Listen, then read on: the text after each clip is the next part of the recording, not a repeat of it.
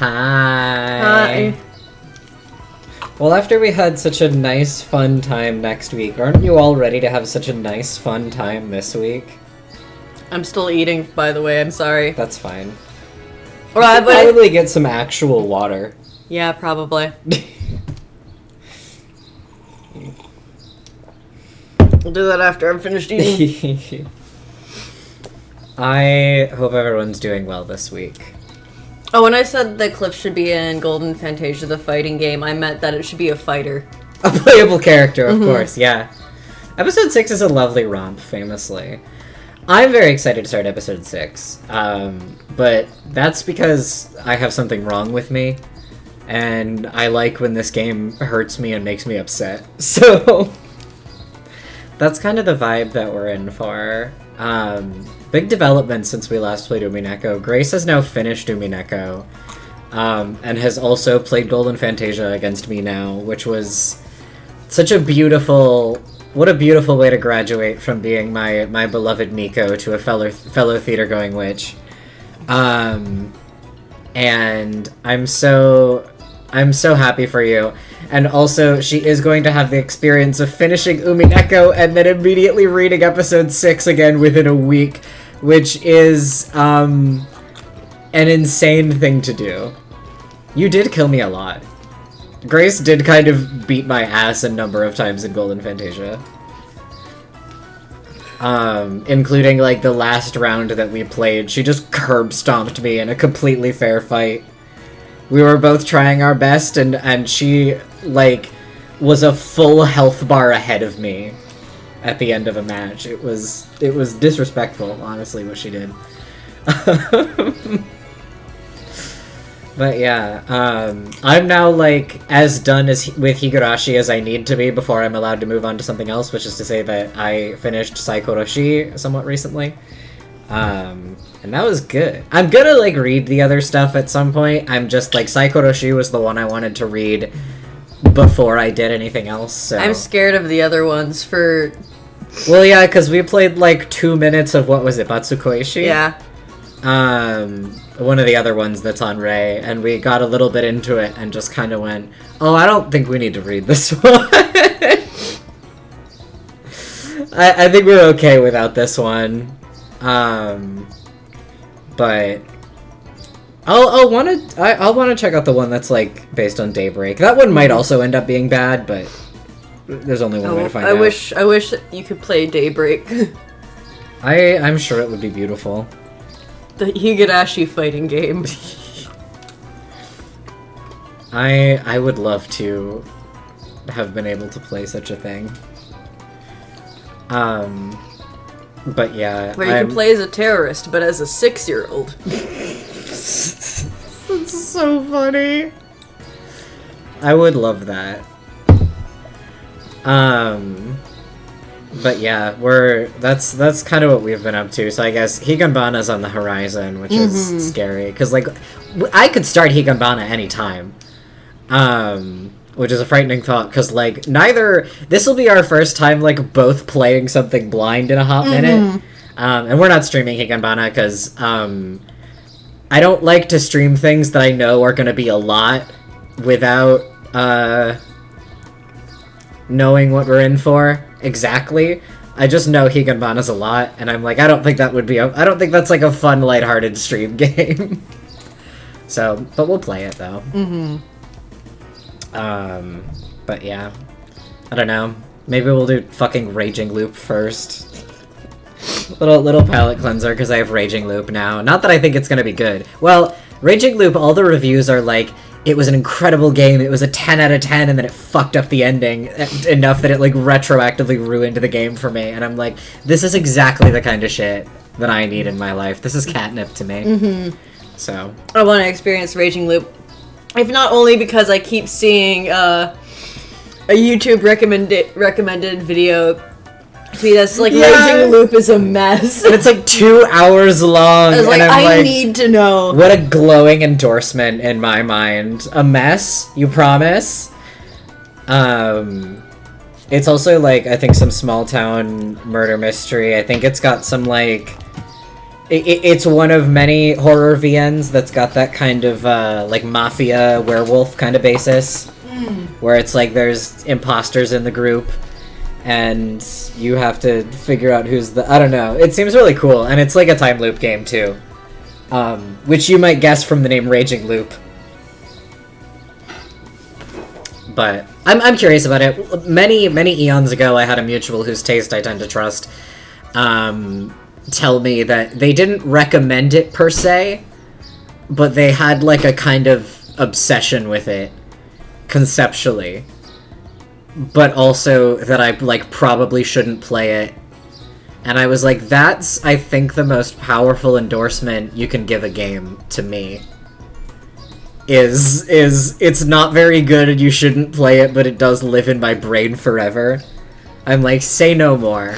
So. I need a new game that fucks it up terribly for us to talk about, because we have run out of things to say about Apollo Justice. That's and and Nirvana Initiative. Well, I've memory hold Nirvana Initiative. I couldn't tell you 3 things that happen in that game, because I'm just like... That's exactly why we have nothing more to say about it. We have both deleted it from our brains. Because that is the best way to go about it. Just like the best way to go about... Talk about Apollo Justice is my dream, the rewrite of Apollo Justice that was in a dream that I had. Yeah. Ryuji was there. Isn't that the bitch from Persona? Do you mean Ryuki? It's funny, although that is funnier. Ryuji was there. You know him. His half of the game was the better half, right? Yeah, his half of the game was the when you're playing Ryuki Nirvana Initiative. I kept being like, oh, I want to hang out with Mizuki. And then when I was playing Mizuki's route, I was like, oh god, no, Ryuki's half was much more fun. Take us back. I miss Tama somehow. I mean, Tama was fun when she was fun. It's just that sometimes... She was a bit much sometimes, but... Nirvana Initiative is easily one of the games ever made. I remember... It was a shame that it got canceled. I just remember getting to the reveal of the big twist and being so upset by how stupid it was that I, like, physically couldn't pay attention to the rest of the game. Like, I had to go do something else while you were playing because I was like, I was in such, like, disbelief that it was that bad that it made me, like, I was, like, catatonic. Like, I was, like, not in my body. Yeah, and I remember you being like, I missed the last Somnium, and I feel bad because that's the one that everyone talks about, and I was just like, it was okay, I guess. It wasn't all that. You already saw the best Somnium in the game.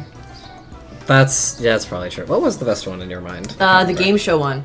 Game show one, yes. Because all the other ones were just like, here's a stupid little gimmick, and when you complete gimmick, we show you the character manifests and tells you part of their issue. Yeah. Meanwhile, the game show one was exactly what the best was. It really embodied the stuff from the first game, which was you do stuff, you're confused, and you're very scared, and nothing makes sense.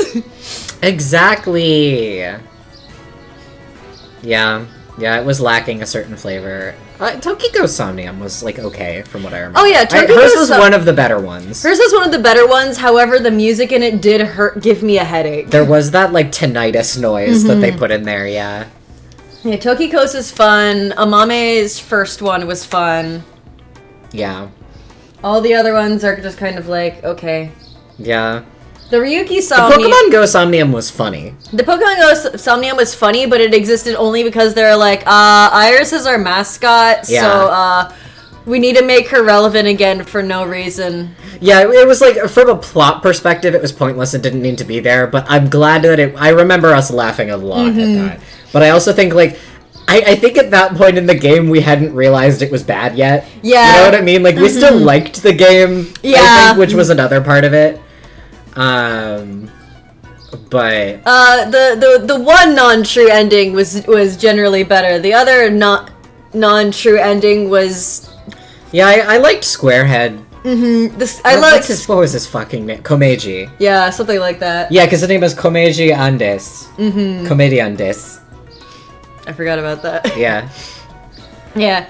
His non-canon ending was fun. The other non-canon ending, which was, let's have the adult man, the 30-year-old man or whatever, who has been actively pursuing a girl in high school. He was like in his early 20s, but she was still in high school. And that's not better. He's just not in his 30s, but yeah.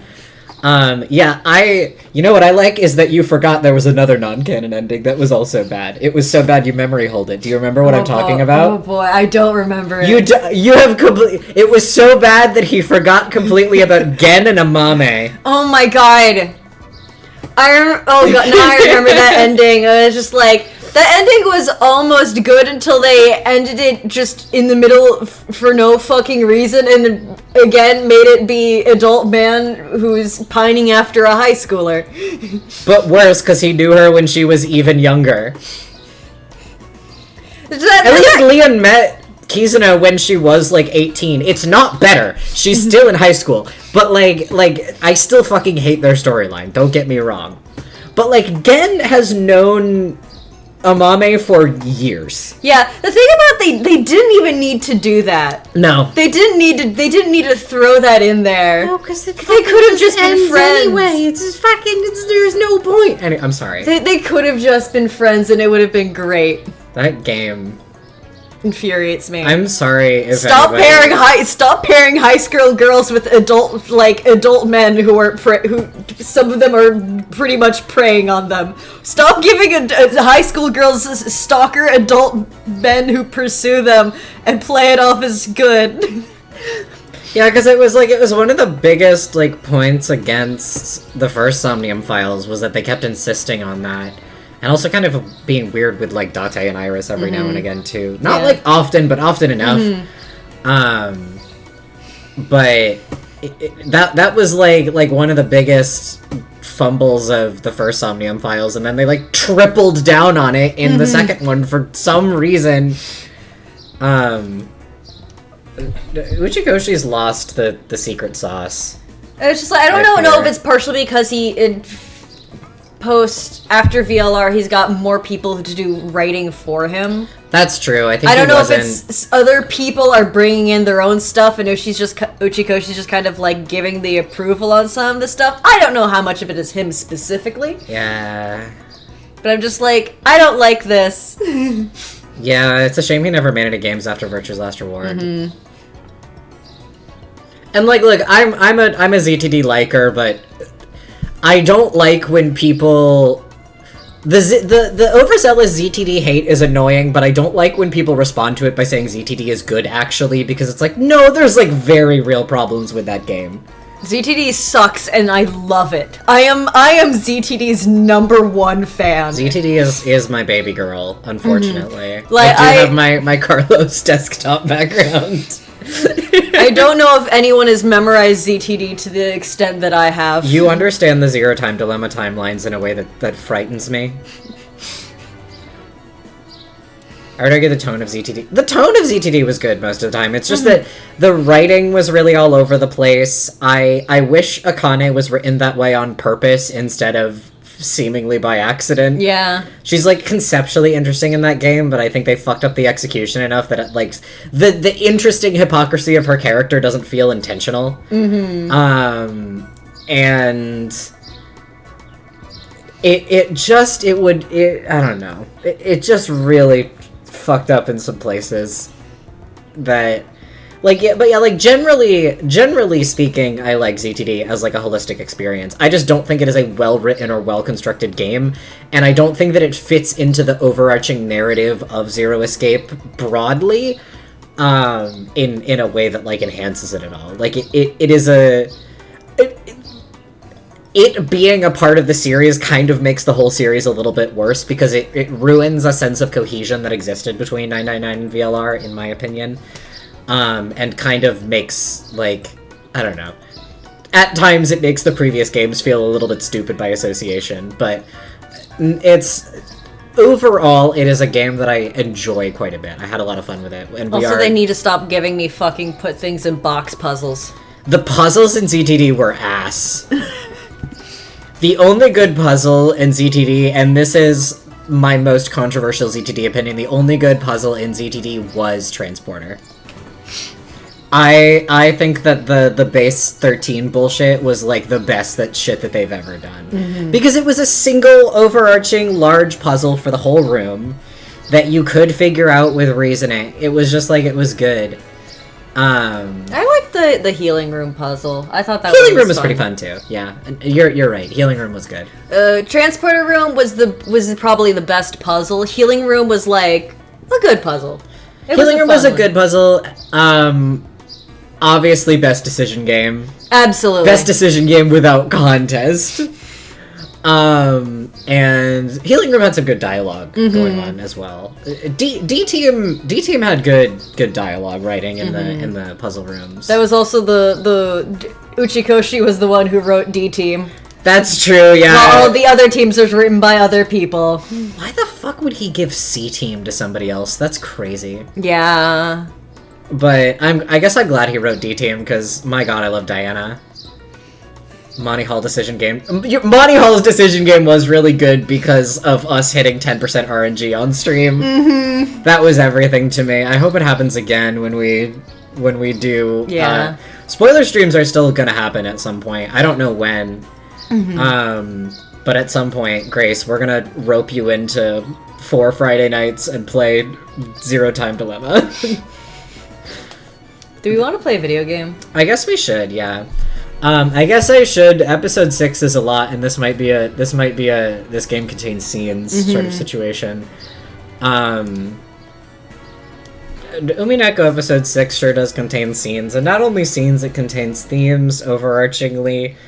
I love episode 6 with all my heart because, again, there's something very wrong with me, but just as, like, a heads up for anyone not familiar with Umineko episode 6, we can't start until we get out of this bunker.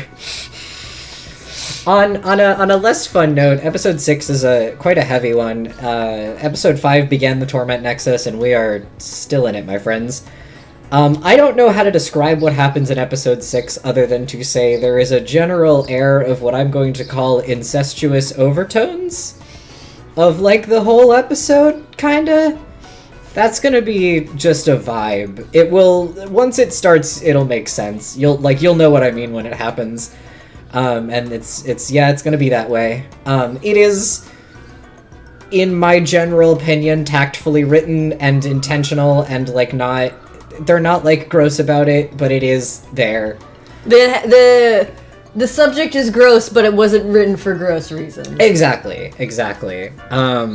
And additionally, this is largely, like, much later in the episode, and I'll do, like, a more timely heads up when it's coming, but there is a scene of what I would say is a metaphorical but very overt depiction of sexual assault. It's hard to explain, but I think that is an accurate description of it. It is non-literal, but it is really clear what's going on from the text. And so that will happen later. And as was the case in episode 5, at our discretion, we're probably going to choose not to read certain things for our own sanity and sake and health. So that's how it's going to be. As always, I'll still, like, scroll through things at a readable pace. We're just not going to read out loud every line. Because it wouldn't be good for us to do that. But yeah, I think that about covers it for episode 6. I don't have anything to add. I don't, not only have I barely played episode 6, it is the only episode that I have not, like, re-engaged with since, like, experiencing it. Yeah, starting around the middle of episode 6, Adrian is technically going to be playing blind. He knows, like, spoilers. Like, you know the plot of the game, and I've described a lot of scenes to you after that fact, but he stopped reading somewhere around the middle of episode 6, I think. So we're going to hit a point where I'm the only one who truly knows. And so you'll be experiencing things fresh, which is great. But yeah, I think that's about all as far as housekeeping goes. As always, it's weird not having I don't know. It's weird knowing Grace knows all. I'm like not used to that. I'm gonna have to be even more careful because I get careless when I know that like I don't have to worry about spoiling Grace specifically. So I have to. I'll be cautious. But yeah. Umineko. I'm princess. That's true. Alright, let me pause the Fishirama. Which of my 7 fucking tabs is it? There we go. Oh, that's baby numbers. I know this. I know this. Yay, sound still works. This is my jam. This is my favorite song.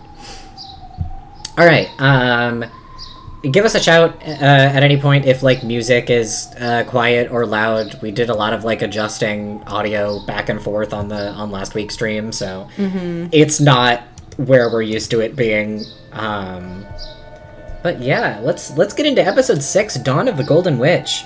Good morning. Now the curtain shall finally rise on a game presented by that Battler-sama. That Battler-sama. That Battler-sama. Will Battler-sama manage to successfully and spectacularly... There's that spectacularly, baby. Their favorite adverb. Will Battler-sama manage to successfully and spectacularly fill the enormous role of Game Master? Let us bear witness to this fight from the opposite side of the chessboard. There no longer is a difficulty level. This is no longer a hint, but a confession.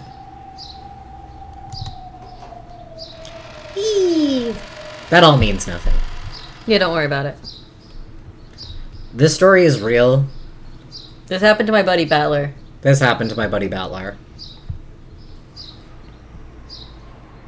I'm just thinking about how much I love the first, like, hour of this episode so much. This is gonna be so fun! I don't remember shit other than the fact that the Everything happens. The chuckle fucks show up. Everything happens. Yay! Everything happens. Everything that you remember from episode 6 is set up in the first hour of it.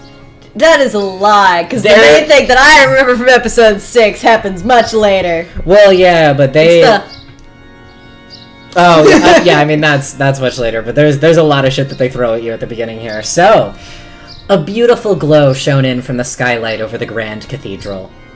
The place was somehow different from the way it had been during the witch's trial. The decorations had changed. The several pleasantly sparkling white ribbons that adorned it were thin like razors, but they trailed beautifully in the air. Flowers were arranged all over in a way that would make any place look cheerful. It was like how a single drop of impure water can spoil an entire cask of wine. Just the presence of those flowers, those ribbons, and the red carpet that ran down the center of the room made it hard to believe that this was the same place Ushinomiya Natsuhi had been falsely accused of a crime. It had truly become a wedding chapel.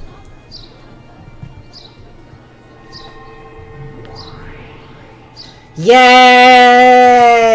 Love is generous! Love is merciful! Applause. Love does not envy, it does not boast. The chuckle fucks. The chuckle fucks! And brother, you know we're the chuckle fucks. You know that when we do the stream art, and of course Grace hath provided as well a beautiful update to the beautiful stream art, you know that we gotta be 2 of them. You know we're always gonna be 2 of them. We are the chuckle fucks. We're the chuckle fucks. We are the blowjob brothers. I always love it. Well, if it isn't the blowjob brothers. These words, spoken by 2 demons who seemed to be in charge of this gathering, were part of a ceremony for making an oath of love before the eyes of God. Of course, in this wedding celebrated by demons, there was no priest in sight. The chuckle fucks are so good. My boyfriend and I saw each other in person for the 2nd time ever and then played this on Valentine's Day voice. Oh my God. God. True. That's true. You did start episode 6 on Valentine's Day. Instead, there stood the witch who controls miracles. Hi. In sickness and in health. Yeah, A wife's true job is to be supportive in times of sickness. Isn't that right, Erica? You know, that famous Erica look that we all know. Yes, my master. That looks good on you. What a fitting outfit for one who has conquered the bridegroom.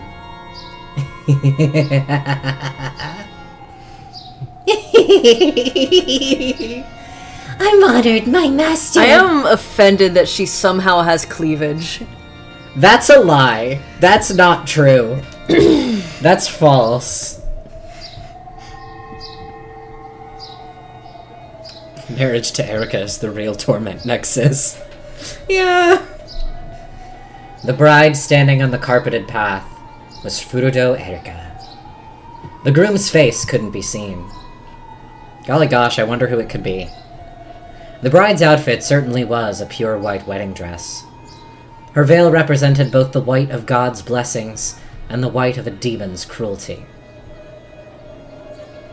A great many goat nobles, witches, and demons were gathered for this wedding. If only their heads hadn't been those of goats, it would probably have seemed a very refined crowd worthy of this great cathedral. Say it in red. Erica's not wearing a push-up bra. I'd expect no less of you, Burn. The stuff you manage to think up is always so twisted. A wife supporting her ailing husband. Isn't that a lovely story? It suits you well, Erica. And congratulations to you too, Mr. Groom. Sorry, I forgot your name. I Who forgot were you? who you are. It's been a few weeks. We're keeping the reader in suspense like they don't fucking know. At that point, Berncastle looked straight into the groom's eyes, facing to the right for the first time ever. Fucked up. Yeah. Oh, the fun fact. Furfur, the yellow one, Good job. is the only character who faces... I thought it was the blue one. I have to check again. I forgot which way. One of them is the only Umineko character that routinely faces right. Mm-hmm. Rikishi is a real never flip your art warrior. And I think that's beautiful. Aside from Rosa, who occasionally changes what direction her head is. Yes, when she has a gun, sometimes her head turns to the right. And there's a couple characters that face right in tips menus. Which is bizarre. But there's context for it. Yeah, you haven't seen, I think, either of the relevant tips menus. Okay, We have not seen anybody face right in the tips menus, but in, I think episode 8, there's 2 cases of a character facing right in the tips. For reasons that make sense. The groom didn't answer. God, I love how crunchy her PNG is. Direction facing. Kinda, yeah. His eyes were gray. His lips would mutter something from time to time, but no one could tell if the words meant anything. Hey, are you listening? You people? She spoke to the groom in the plural. Of course, there was only one groom. And of course, the gray-eyed groom didn't answer. Is this the song that is called Empty Gray Smile? You wouldn't know. I would assume so. I think that that's probably true. So even though you can hear her, you can't answer. Don't worry, okay, Battler-san.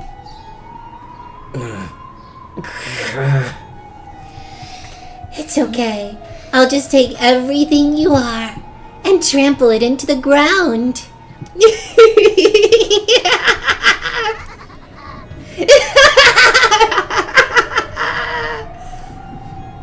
The Witch of Miracles sneered with an evil smile that even a demon would shudder to look at. Even that sneer provoked no response from Battler's dim eyes. People live for the sake of love! Therefore today you have fulfilled the purpose of your lives! Oh, how great is the power to live! The power of love!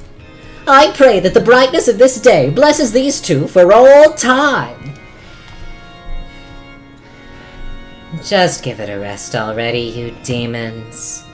What comes next?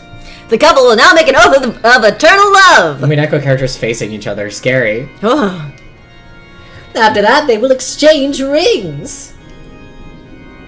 On Battler's hand was a ring bearing the seal of the one-winged eagle, proof that he was the territory lord of this world. And on Erika's finger was a diamond ring that could not be shattered by any miracle. Diamonds signify an eternal bond. However, in Greek, the word diamond simply means unbreakable. Wow, diamond is unbreakable. Diamond is unbreakable. Many are saying that. Erika wasn't vowing to love Battler forever. She just wanted to rule over him as her eternal property. This wedding was being performed for the sole purpose of defiling Battler. Don't worry. I won't love you forever. After all, the point of this ceremony is to make you submit to me. Your heart will be shut inside an inescapable closed room forever, where I, Furudo Erika, the detective and the witch of truth, will command it. Your position as territory lord and your ring will become mine. Can't get... What was that? Can't get out.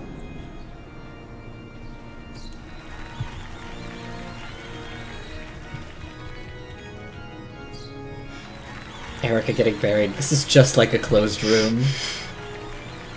Umineko takes a hard weddings are always good stance. Hey guys, I forgot they were here.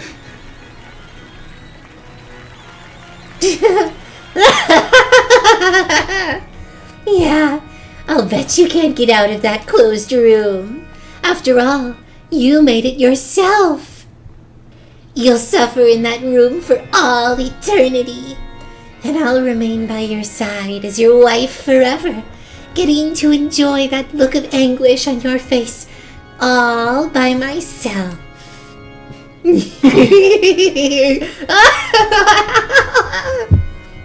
I'll defile you forever. Ushiromiya Butler! Anyways. Episode 6, baby, that's the vibe we're coming in with. Is this a Cultix no Majo again? Yeah. That's fair. That checks out. I do love a Cultix no Majo. It's a good opening, too. Maria had her hand on Battler's shoulder in that shot. I just didn't realize that before. That's cute. Ooh. The titties. Oh, I was just talking about Rudolph's titties. The silhouetted Natsuhi was good, is what I meant. But yes, Rudolph's titties as well.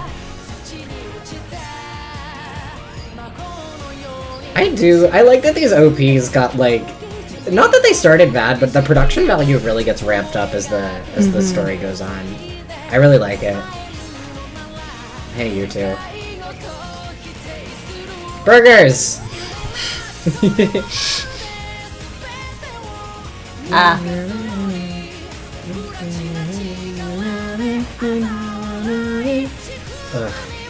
Natsuhi. So glad we're out of Natsuhi's Torment Nexus, and it's gonna be nice and normal from here Hi on out. Kenzo, behind Battler for no significant reason. Nah. Such a comparison has never been made and never will be. I like Virgilia in the background of this shot. She's hanging out. She's chaperoning. Oh, that was an interesting choice. Nothing.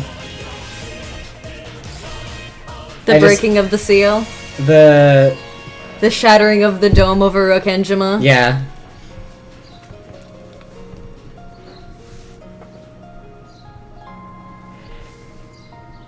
It was a good shot. God, I love the Umineko OPs.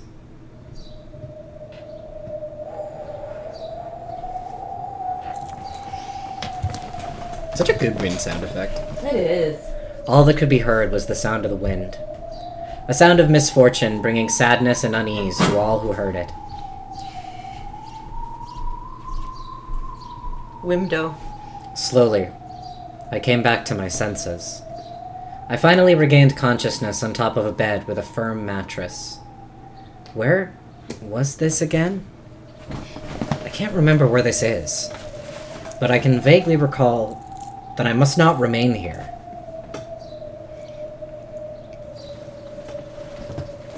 The room was dimly lit. There was a light on, but that just made the darkness and eeriness of the room more apparent. There were no curtains over the window, but it was too dark outside to see anything beyond it. If I squinted into that pitch blackness, it felt as though I could see the Witch of the Forest peeking back at me from the darkness, and I averted my gaze from the window in fear. I can't see or hear it, but I get the feeling that if I leave this room, it'll be bright and warm, and someone else will be there for me. I want to get to where everyone else is as soon as I can. Bad memories from when I was very young begin to well up. Horrible, harsh memories of when I started dozing off during a family gathering and was put to sleep in some room I didn't know. I remember waking up there, incredibly lonely, and sobbing.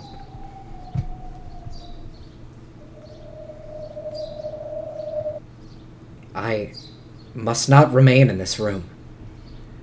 I just want to get out of here quickly. Once that thought crossed my mind, I didn't want to stay in the room a second longer than I had to. I'm scared. It's creepy. Where is everyone? I want to get out of here right now. Yeah, I guess you'll have to seek a way out. I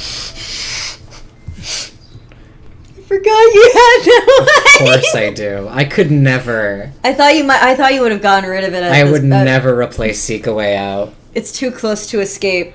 That's the thing. It's the fact that you can hit seek a way out when you try to hit the escape key is too good. I could speedrun this puzzle room. I bet you could. This song could be a 999 puzzle room song. Ooh, it could. I feel like it might. I'm trying to think if it's a little more VLR than 999, but Actually, it might be more ZTD. It's very ZTD. ZTD was very, like, industrial. Mm-hmm. But, like, the sound quality of the instruments is more 999. Yes, absolutely. I opened the door, trying to leave the room. It's almost like they're contemporaries. Yeah. This episode would have been pretty contemporary with 1999, or 1999, with 999, I think. I feel like a bit of the echo is 999. Yeah, there's kind of a very 999, like, production quality to it. Mm-hmm. A pleasant glow snuck in through the crack of the door. As I'd thought, the corridor was filled with a comforting light. I couldn't actually hear them, but I could sense that far away people were enjoying themselves. I'm sure everyone's gathered in the room across from this one. I've been shut up in this lonely, creepy room, all alone. I should go, quickly. As soon as I thought this, a merciless metallic sound rang out, and the door refused to open any further. The chain had been set. I've always hated chain locks. You can open a normal lock just by twisting, but chain locks are built in an annoying way, and I couldn't work them easily. So I've hated them ever since I was very young. See? Even this chain is causing me trouble, and I just can't get it undone. Why is this happening? I just want to leave this creepy room right away. Just on the other side of this thin door, everything is bathed in a warm light. I can't undo it. I just can't undo this chain. The more desperate I grew, the more that unsettling darkness seemed to be closing in on my back, and the more frightened I became. Then, I finally noticed. There's something wrong with this chain. Yes, there is a chain, but this isn't a chain lock. This is just a chain staked into the door, preventing it from opening any further. In other words, it isn't made to be opened. What the hell's going on? Who'd do something like this, damn it? No matter what I did, no matter how much I struggled, I couldn't pull out the stake or undo the chain or break the mechanism. This door was just a demon's mouth, made to trick me into thinking it would open before crushing my hopes. Even so, if only I could just open this door somehow, I could get out into that pleasant corridor. This desire forced me to keep my hand glued to the doorknob. But it was useless. Both the chain and the stake were firm, and no matter how much I clattered them about, There was no chance of the door opening any further. I got stuck outside work once in the pouring rain trying to lock up and it just wouldn't, and I had an appointment to go to, hence my leaving and locking up because my coworker was late that day, of course. No! God! That's a nightmare. That is a nightmare. Even though I could see the pleasant hallway through the crack, I had no chance of opening the door any further. Maybe someone will come if I yell. Maybe the door can be opened easily from the outside. When I thought this, I tried to call out to someone, but I couldn't make the words come out. I could mouth "someone come here," but no voice left my lips. What's going on? Someone come. Why can't I cry out? Help me, help me, help me. The mere fact that I can't say help me out loud is even scarier. If I turn around, the witch gazing into the room from the darkness outside might be inside the room this time, standing right behind me. I'm frightened. I'm scared, I'm scared, I'm scared! Someone help me, someone help me! I can't get out. I can't get out. Let me out of this room. Help me, I'm scared, I'm scared, I'm scared. Let me out, let me out, let me out. Help me, help me, help me. I hate it when this happens. Yeah. I've had a lot of dreams that, not exactly like this, but the way that, like, you can't yell in dreams and how distressing that is very... Oh, baby! And guess where we are now? Oh, baby! Everything's fine. How did I voice this motherfucker? It sounds like they've arrived, lady. Huh? Oh. Oh! What? Lady! What? Lady! He's here. Yeah, Grace. Yeah. Yeah, they Sorry, just... I was doing Nazi voice because I thought it was... It's this early. Amakusa ran his... Well, this is you, I think. Amakusa ran his finger down my cheek. In an instant, I woke before the doze I'd just been in. NJ! We haven't seen you in a whole episode! You're not burgers anymore! I glared at Amakusa for waking me up in such a creepy way, but he just pretended not to notice. Where is this? Normal place.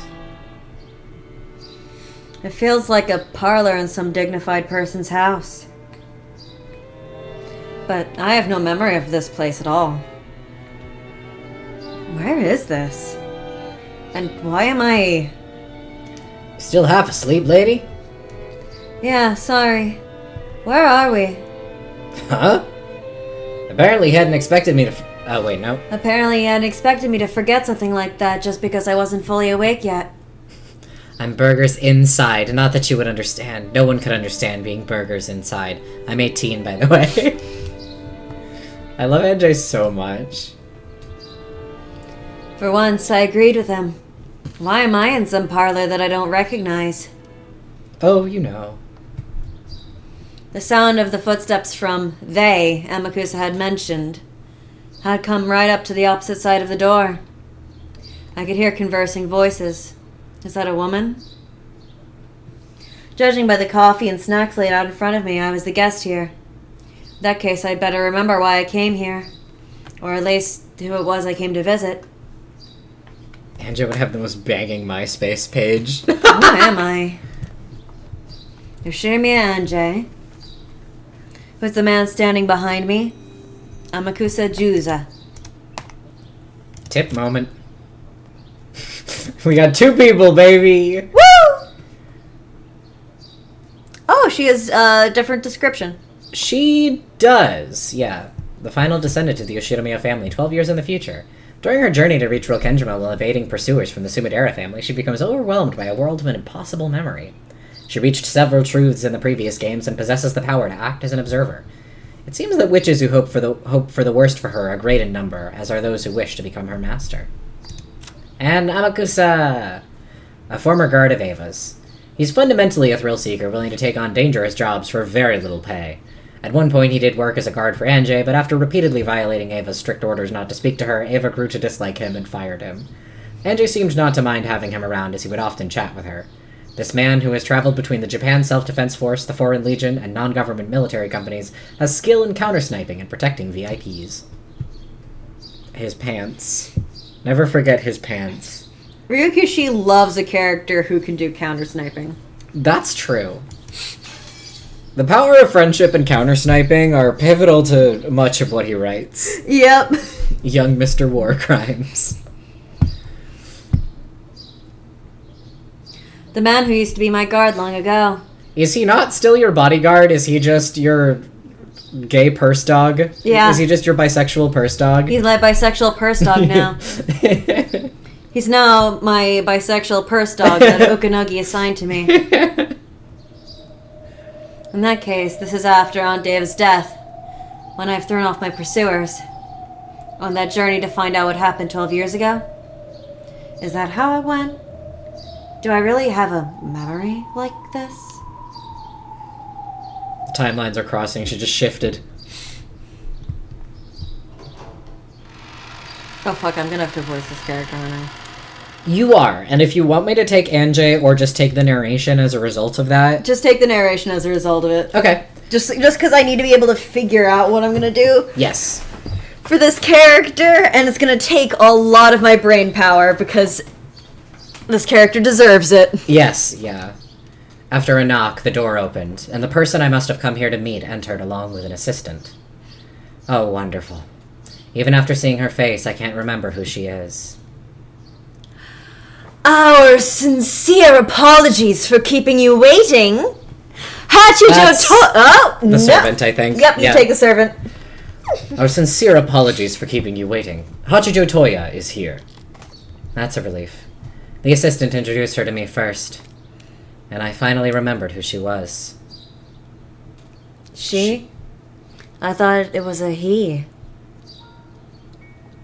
Excuse me, but are you? Hi. Hi. That's right. I am Hachijo Toya. You okay? Sorry, I died as soon as I tried saying her name. Actually, we'll hold off a little bit on her tip. That's a weird looking name. She's got 2 of the same character in there. That's the character for 8, I believe. Mm-hmm. I think that plus looking one is the character for 10 also. Magazines were all talking about your book signing event. Supposedly, a mysterious male author showed up wearing sunglasses and a mask.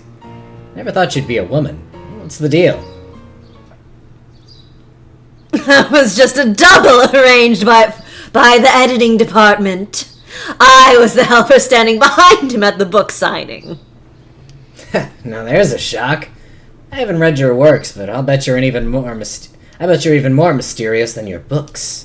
Readers only pretend to read books. They read them based merely on the name of the author and the brand, and think that they've actually read them. No matter what I write in my books, they don't truly read anything. New song, I think? Yeah, yeah. Do you know the name of this one? No, because I don't know anything from episode 6. That's true. They just pretend to read so they can look smart and knowledgeable and keep up with this current fad. Why on earth should I expose myself to these people? Why indulge such trash? I am purposely giving her a similar voice to Beatrice. Good. I like that. Just because I miss being bombastic, and Yeah. Beatrice hasn't been bombastic in a while. That's true. At least she's been bombastic, but she's been very serious lately. Yeah. Quiet. Yeah. I see. Looks like you're Madame Hachijo, alright? This person really is eccentric. Hachijo's hatred of her audience is so fun. I love her. I love her so much. She rules. There's no doubt about it. This is Hachijo Toya herself. Hachijo Toya is a mystery novelist who's become the center of discussion lately. It seems her books themselves have been highly praised, but it's her mysterious debut that's attracted so much attention towards her lately. Last year, she managed to win several different awards for exceptional mystery novels offered by multiple large publishing companies, submitting each of her works under a different pen name. need a book written by someone who hates me. Honestly, I respect an author who can't fucking stand their audience in like the right kind of way. I think there's something beautiful about it. Sir Arthur Conan Doyle. And after that, several highly regarded anonymous works were discovered, one after another, to have been stories that she had written in the past under false names. And her popularity soared as she herself became more mysterious than her books. Despite all of this, the author herself never appeared in public, and everything about her was wrapped in a veil of secrecy. However, just a few days ago, this author finally made a public appearance for a book signing, showing up with a mask that covered his face and drawing even more public attention. And yet, apparently even that had been a fake. Given this person's radically unconventional track record, it was hardly a surprise to hear her casually insult her fans like this. I know quite a lot about you too, Shiromi Anji-san. This is a top 5 sprite in the game for me. This is easily my favorite sprite. She doesn't have many sprites, but she has like 6 sprites, but they're all good. And this one, just something about it. Eyebrows. The talk shows have been saying all sorts of things. actually, I'm gonna give her higher than Beatrice, but still the same bombasticity. I'm sure you've heard nothing good. We're always finding stuff over time. We'll settle into something that really feels right. Yes! Nothing good at all. Apparently you employ and fire people on a whim, try to resolve everything with money, and care nothing for the law as long as you get your way. Yep, sounds about right. However, I happen to like intelligent people like you. Is that why you agreed to meet with me? Exactly. You're the only person who's managed to spot that Itoki Kukuro Reigo Namu is another pen name used by me, Hachijo Toya. That's actually quite impressive. Itoi Kukuro Reigo Namu. They're just like, don't make me read that out twice. Yeah, it was cruel. I did it so well the first time. Don't make me do it again in a different voice. Yeah. The thing is that, like, I could probably read it fine if I was doing it normal, but I'm doing a voice on top of it. Yeah. It was a pretty strange pen name. However, you match the Japanese syllables to numbers, you can read it as 11019960576. Number. At least they gave you commas this time. No, but now I have to read it as an actual number, not a code. Yeah, but with commas, it's easier to do that. It's 11,019,960,576. Drink for number name. The mass of each number is equal to 18 to the 8th power. 18 to the 8th, in Japanese, Toya no Hachijo. Or in other words, Hachijo Toya. Very well done. I was quite impressed. In fact, I was so impressed I decided to let you meet me in person. Welcome to my mansion, child of man. Her manner of speaking was extremely condescending, but perhaps because of her elegant manner, it didn't feel particularly irritating. This person had a sort of majestic grandeur about her, which made that style of speech seem almost natural. At least, that's how it felt to me. In fact, it felt almost as though this was the manifestation of some noble being, who would have no need to show herself before mere humans under normal circumstances. Since I'm not particularly a fan of hers, I guess this is proof that her mysterious charisma really is nothing to be laughed at. She's just got aura. She just has impeccable vibes, despite her rancid personality. I like how that's basically like, yeah, if she did not have overwhelming aura, she would be really annoying. Mm-hmm. But her majestic swag lets her get away with it. However, I didn't come here to talk to Hachijo Toya, the mystery novelist. I'm interested in Itoi Kukuro Reigo Namu, the mysterious web author who only released her works over the internet. Around the Japanese parts of the internet, Itoi Kukuro is an extremely famous witch hunter.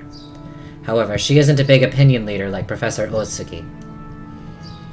She's one of those message bottle forgers who are always the center of vigorous debate.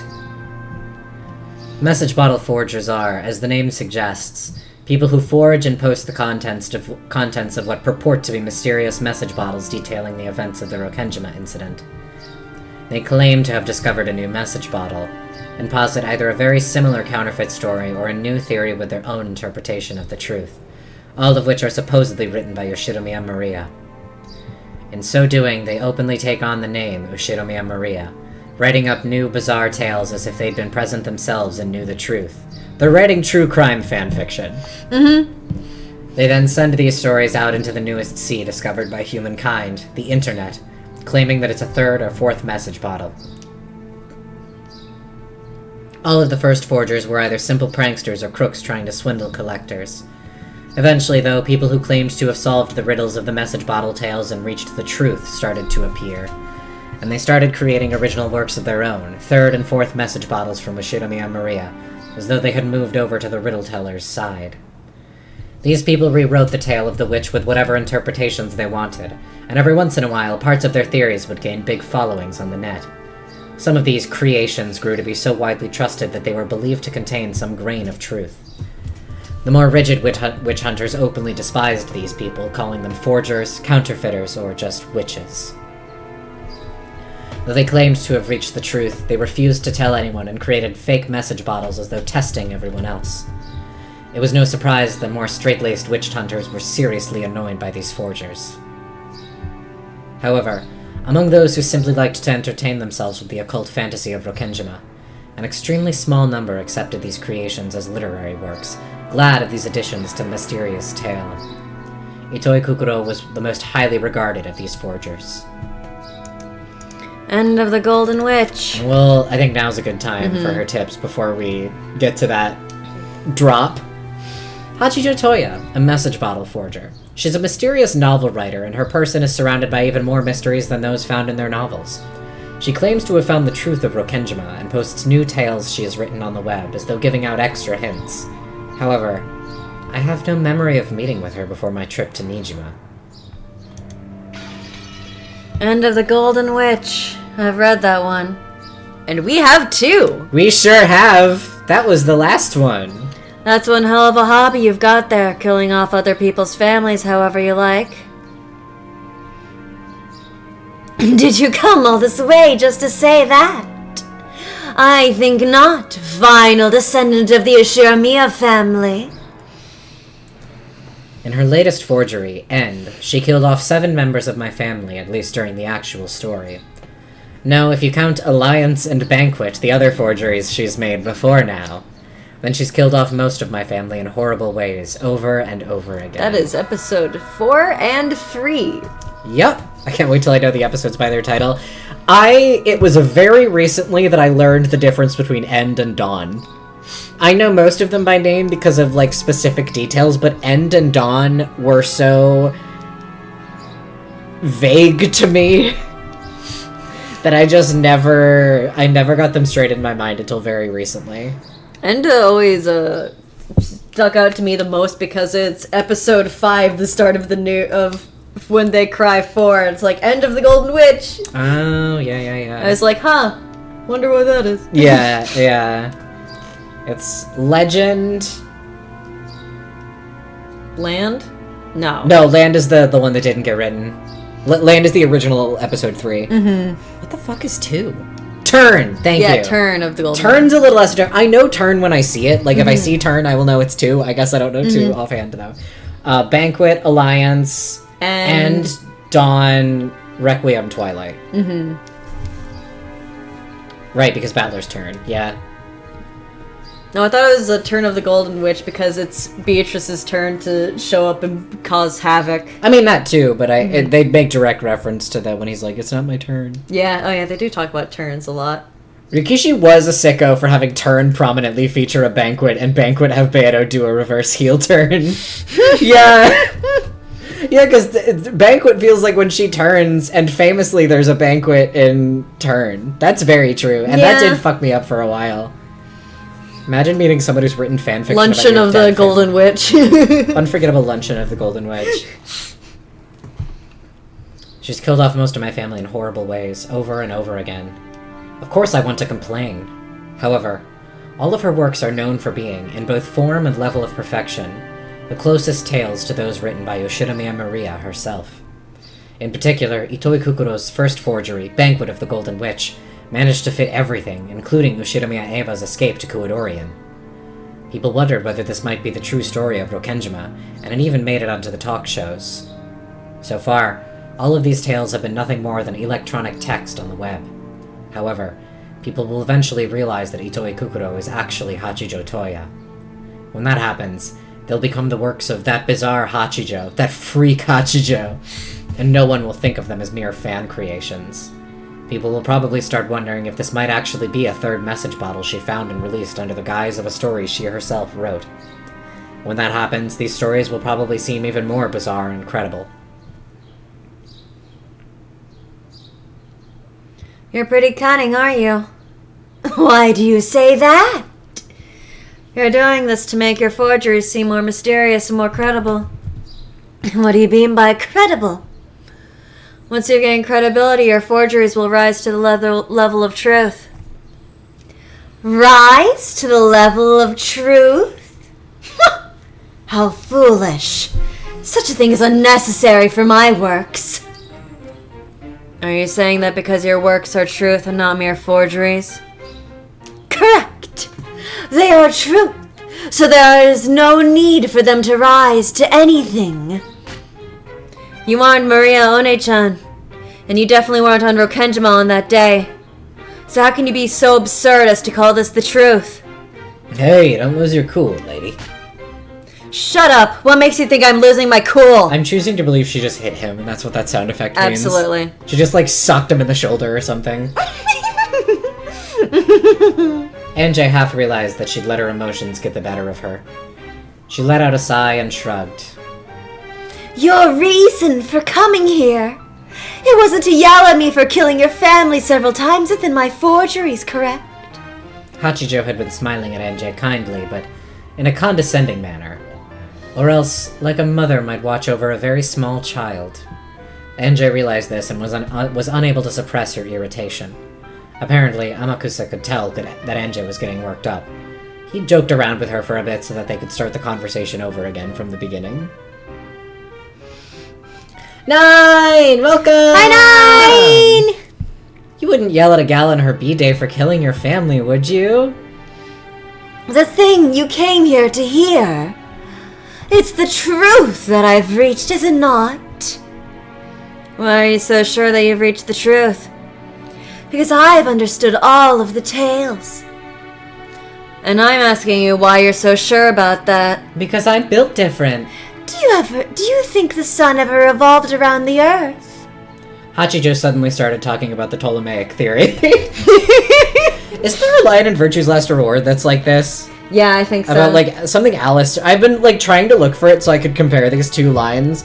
I think it's about Alice going off on some specific tangent. Grace, you're the VLR knower. Do you know what I'm referring to? I thought it was Phi. Maybe it is Phi. I mean, Phi is prone to suddenly going on tangents about the Ptolemaic theory. Not that specifically, but things of that nature. There's just a line in VLR that has the same, exact same, tone of this line that I've been meaning to find, so I could just put them side by side. I think it's either Alice or Phi, or maybe Clover. Perhaps. Probably not, but if it's not either of them, Clover would be my third guess. I have it filed in an Alice drawer in my brain, but I've been wrong before. Mm-hmm. I'll have to go dig through it. I don't, but I'll replay all of VLR at any opportunity. Thank you, Grace. Anjay was about to tell her not to answer questions with more questions, but she quickly realized what Hachijo meant. Humans used to support the Ptolemaic theory. However, that theory has been rejected in modern age. Does this mean that, at the instant that theory was rejected, the sun stopped moving and the Earth started revolving around the sun? Of course not. The truth doesn't change based on what humans believe. Then, right now, your denial of my truth means exactly the same thing. The idea of heliocentrism was proposed by several scholars before Galileo. However, it was hard to objectively prove that theory using the scientific techniques available at the time. Even so, that didn't change what the truth was. And yet it moves. So you're saying that the truth is still the truth whether you can prove it or not? Correct! In the future, when the full truth finally becomes known, people will look back and realize that I'd already discovered it. Apparently, NJ just couldn't stand Hachijo's attitude. Wonder why. She kept getting irritated, and every time Amakusa would joke around until she settled down again. That is an adorable visual. Mm-hmm. NJ is like a stray cat that Amakusa has taken in, and is mean to people, and he has to play toys with her and calm her down every few minutes of this conversation. So she doesn't, like, tear someone apart. It's so beautiful to me. However, there could be no mistake that Hachijo was a genius, and had used her extraordinary intuition to form a most interesting outlook on the events that occurred on that island. But Hachijo keeps provoking her is the thing. That was why Anjay had wanted to contact Itoi Kukuro and hear her views. Still, this meeting truly had been fortunate for Anjay. She hadn't been absolutely sure that Itoi Kukuro was Hachijo Toya. She hadn't thought that the publishing company would really contact the author. And moreover, she hadn't dreamed that the mysterious masked author would grant her an interview under such short notice. Amakusa, I'm about to tear this woman's hair out. Entertain me. Look, the mouse! You love the mouse! He's got a laser pointer. The more she thought about it, the more she realized that the sum of the events leading to this meeting made for nothing short of a miracle. Yes, a miracle. A word that carries no particular weight in Umineko. After all, in almost all cases, I'd never be contacted by the publishing company, and would leave for Nijima the next day. Huh? I'd leave for Nijima, then go to Rokenjima. And then give Oni-chan a Sakutaro stuffed animal.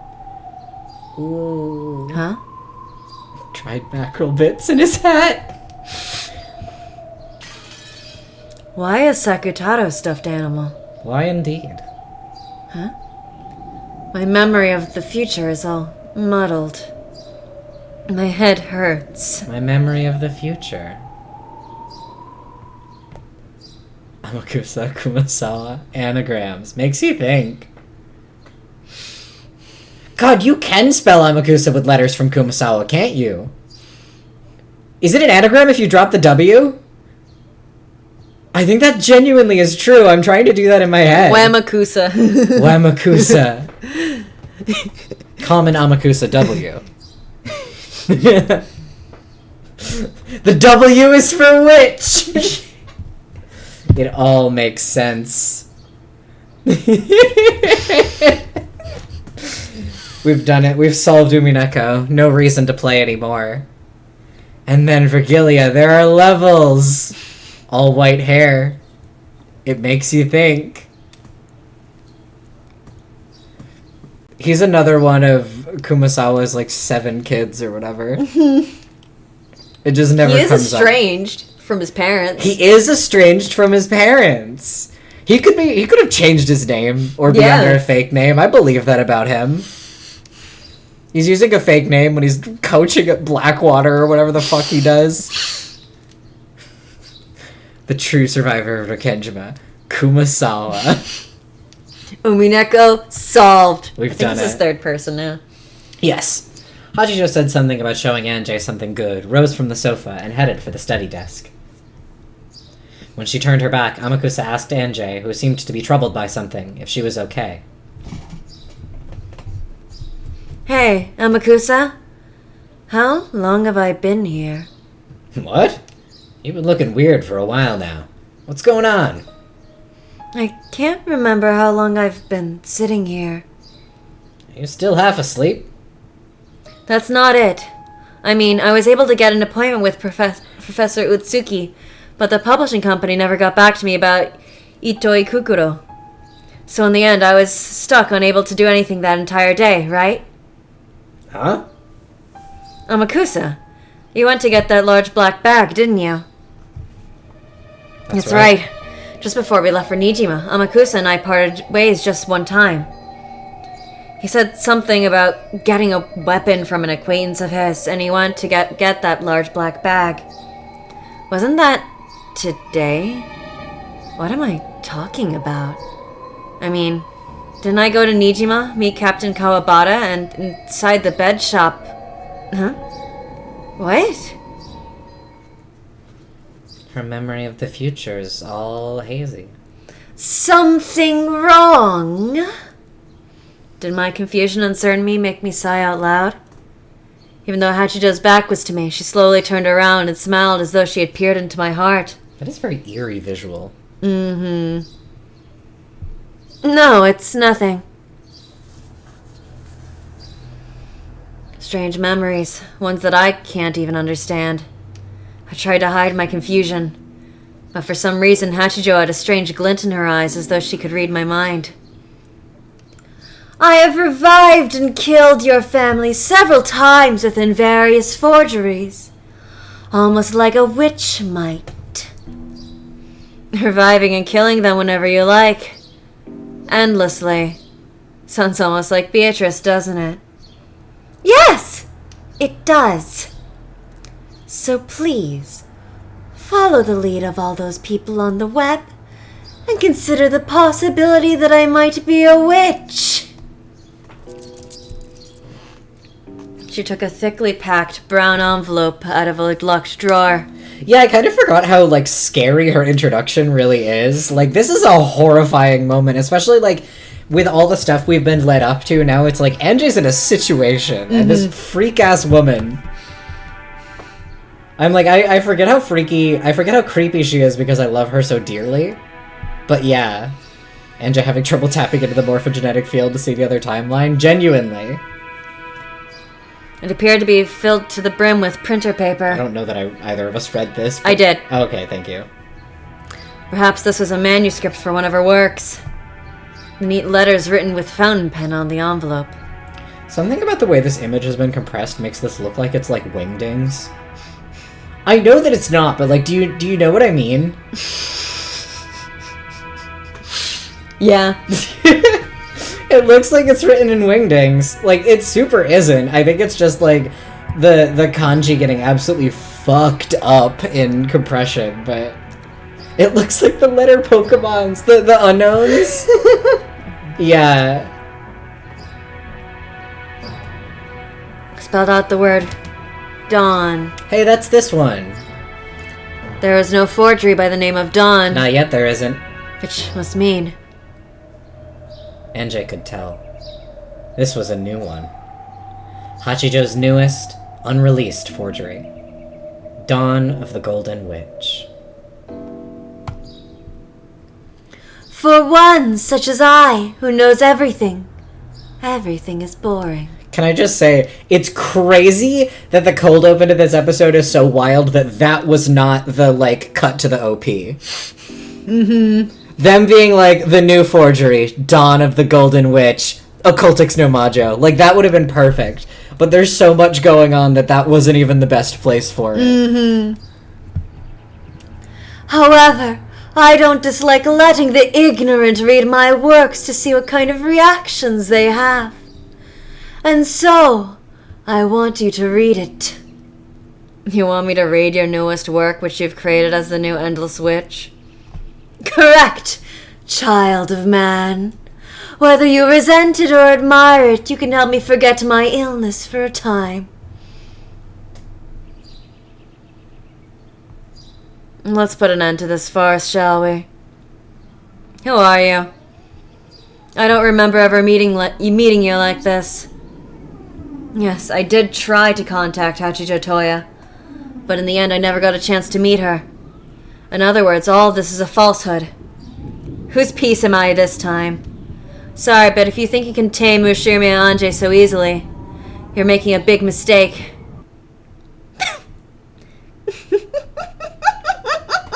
She could stop the music and start new music. Woo! Yes, I'd hoped you'd be this interesting. I'm kind of realizing what this track is supposed to sound like from Higurashi. There's a Higurashi track that sounds quite a bit like this one. instrumentation wise. You know the one I mean. I think I do. You know what location we're in when you hear music like this. Purple. Yeah. Which is fitting because she's very purple. Mm-hmm. I speculate that it intentionally sounds like that particular track from Higurashi, because, well, Umineko would never reference Higurashi. Mm-hmm. Absolutely not. Least of all with this character, Mm-hmm.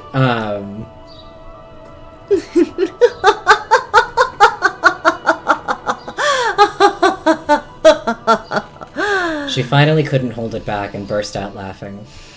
Gradually, the space around them seemed to be filled with a strange, purple mist. Speaking of purple, the room itself seemed to twist and bend. And they went wiggly mode. Her figure also twisted, and after something that couldn't be described elapsed, her form changed to become what she had just called herself. A witch. Yeah! And this character does not look anything like any character from Higurashi. Not a one. Splendid. You did well to see through my veil. I love her design so much. I've started cosplaying Umineko characters in Final Fantasy XIV using Glamourer for fun, and I've made Anjay. I made the first character I made was Sakutaro a long while ago. Yeah, and then I made a retainer. Yeah, and then I made Anjay. And then made Dlanor. And your Dlanor was good. Yeah, I really liked my Dlanor. And then I made this character. Yeah. It seems I'm the type witches just love to cling to. Oh, I was gonna say, if you haven't sent them to 9, you better. I did send them to 9. Good. You all have that same condescending tone towards humans. I figured you were a witch right away. I remember getting spoiled for this by reading the Versus Battle Wiki 7 years ago. Of course. This character is beloved for power scale freaks, right? Yes, that's right, which is honestly really funny. It pisses some people off. I think it's really funny, unfortunately. Just because seriously power scaling Umineko characters is like the conceptually funniest thing you could possibly do. Because they do power scale themselves, but it is horseshit, all of it. The novelist sitting on the sofa was nowhere to be seen. Even Anjay's bodyguard, who was supposed to be around at times like this, was gone. There was only a non-human figure relaxing in a large, ornate rocking chair. I find you truly intriguing, child of man. Your charming nature is the perfect medicine for my boredom. Yeah, well, I don't see anything charming about this. Why am I alive? Wasn't I killed in a pretty nasty way for breaking the rule about revealing my name? I revived you because I thought it would be funny. To be honest, I did doubt that those people would just let me go easily. What kind of farce will I be forced to go along with this time? Actually, based on what she just said, that I joked, but I think what I said is true. I really don't care. I'll just do whatever I can within the bounds of the role they give me. Whatever I can do to help Oni-chan. Wasn't I burgers? Wasn't I burgers? Of course I understand. Even if he wins, he'll never come back to me. Even so, I'll struggle on. I'll make sure Oni-chan comes back to the me of that day.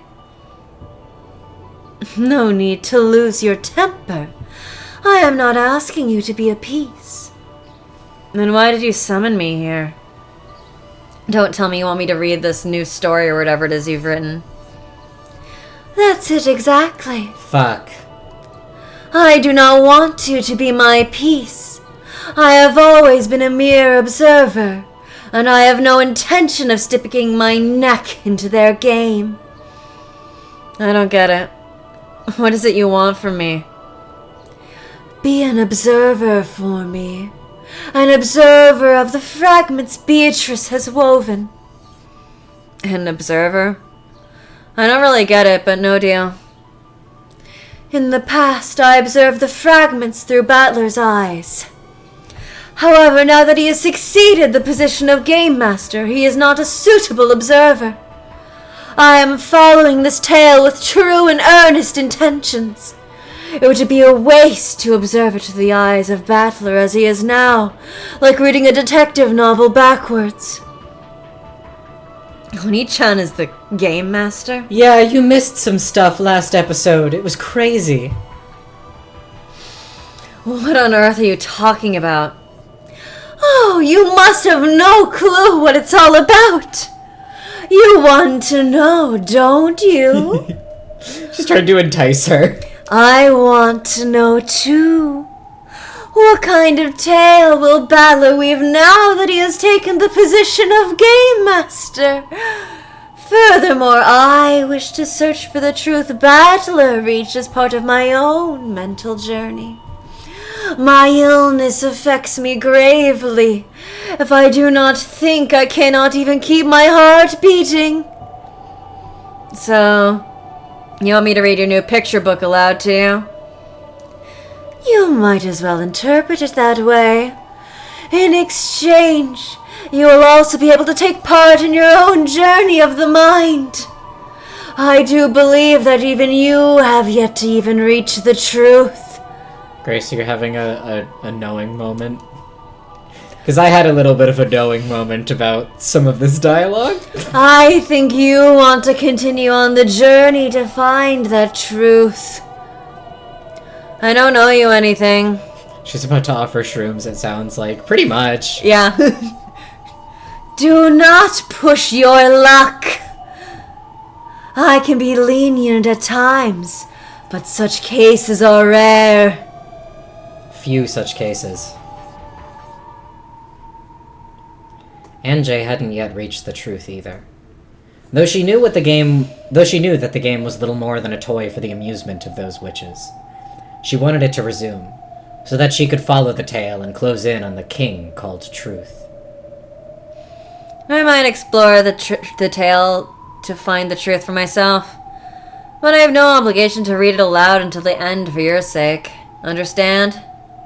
Anjay was willing to read the story aloud, but she could quit at any time if this witch made her mad. She was, in effect, warning the witch not to annoy her. Of course. You call it a picture book, but to me, it is the only medicine for a fatal illness. I cannot take that medicine without you to assist me. In other words, it's a mutually beneficial arrangement. I know what happens in this story because I wrote it, so I need to make other people read it for me, for my entertainment, or I'll die. She's so real for that. She really is. You're telling me to read a book to you until you fall asleep.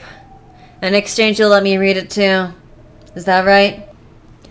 Precisely. If you are willing to accept, I shall ask that you become my reader for a time. Well, it's nice to get my own title, but all you really want me to do is read books, right? Is this straight up a Higurashi track? Yes. Okay, thought so. I was like, this sounds too familiar. I've been hearing this one a little too recently. Okay. Yep, this is a Higurashi track. Nice. Becoming my reader means the same as becoming my familiar. That's funny, because when I got it in Higurashi, I don't think I remembered it from Umineko. But I guess Umineko has more music than Higurashi. A little bit. In other words, what is done against you will be done against me. I will not permit anyone to disrupt my only interest, that being to read the rest of Beatrice's tale. I will not let Burncastle, Lambda Delta, or even Beatrice force anything upon you. Shout out to Danica playing Bloons Tower Defense 6. The witch, who seemed to have an almost divine quality to her, spoke both quietly and forcefully. There was no threat in her words.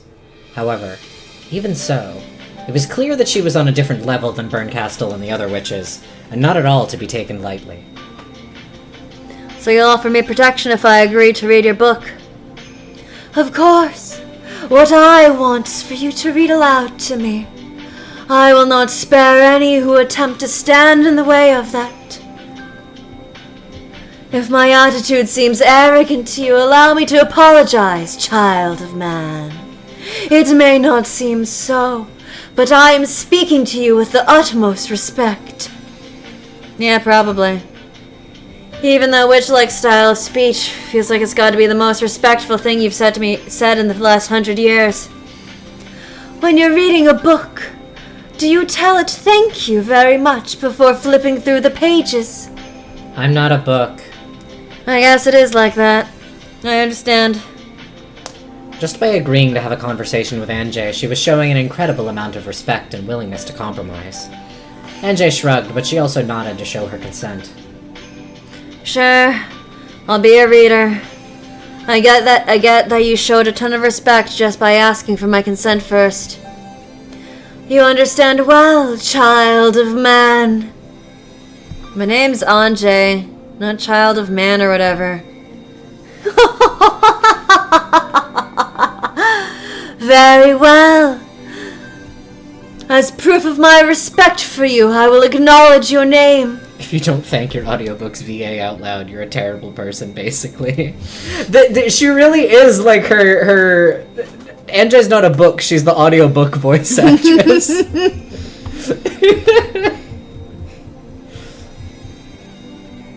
For her, acknowledging human names was like acknowledging the names of all the leaves scattered across the ground.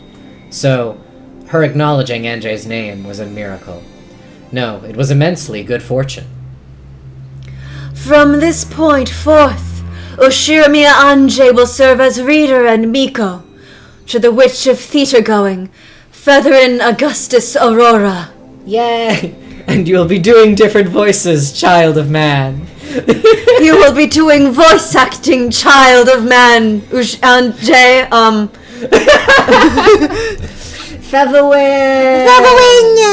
Featherin Augustus Aurora. Ow, ow. Oh wow.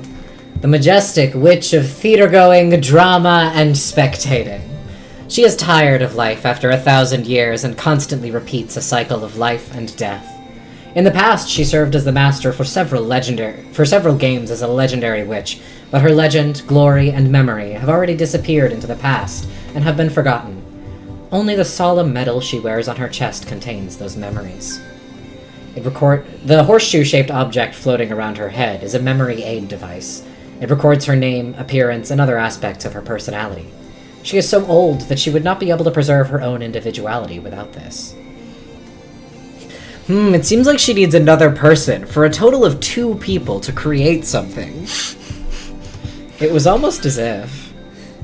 She has dementia.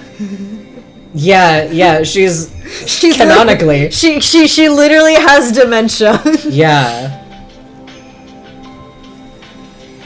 Until you finish reading, I shall bring calamity to all who attempt to hinder your task. When the Witch of Theater-going, Featherin, spoke this, Anjay was wrapped in a bright light.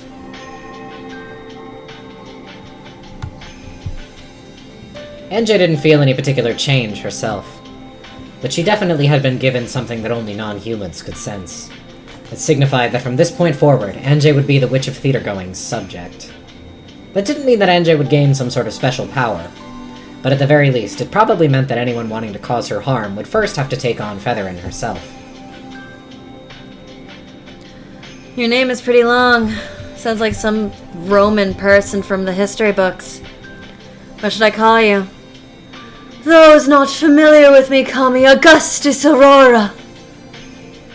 After all this respect you've shown me, it's only fitting that I respond in kind. I'll call you Featherin.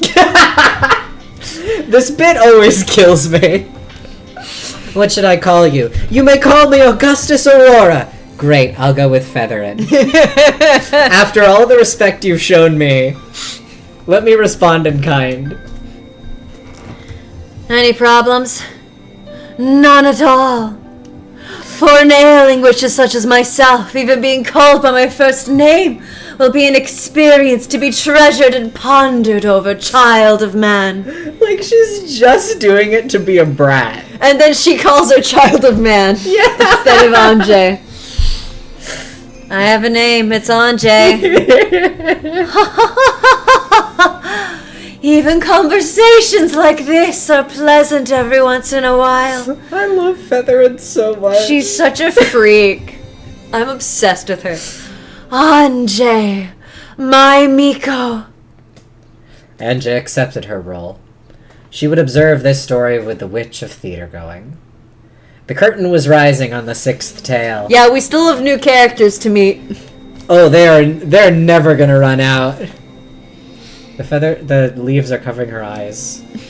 Glasses. Like, perfectly. Yeah, glasses. Those are her opera glasses. God, she would look so right with a set of opera glasses. That would that would look correct for her. It would suit her. She is the Witch of Theater going. Adorable fun fact is that the audiences for the stage plays and all the like official material are referred to as theater going witches. Because they're witches going to the theater. I can't wait until I call my Mikos. It'll be so beautiful.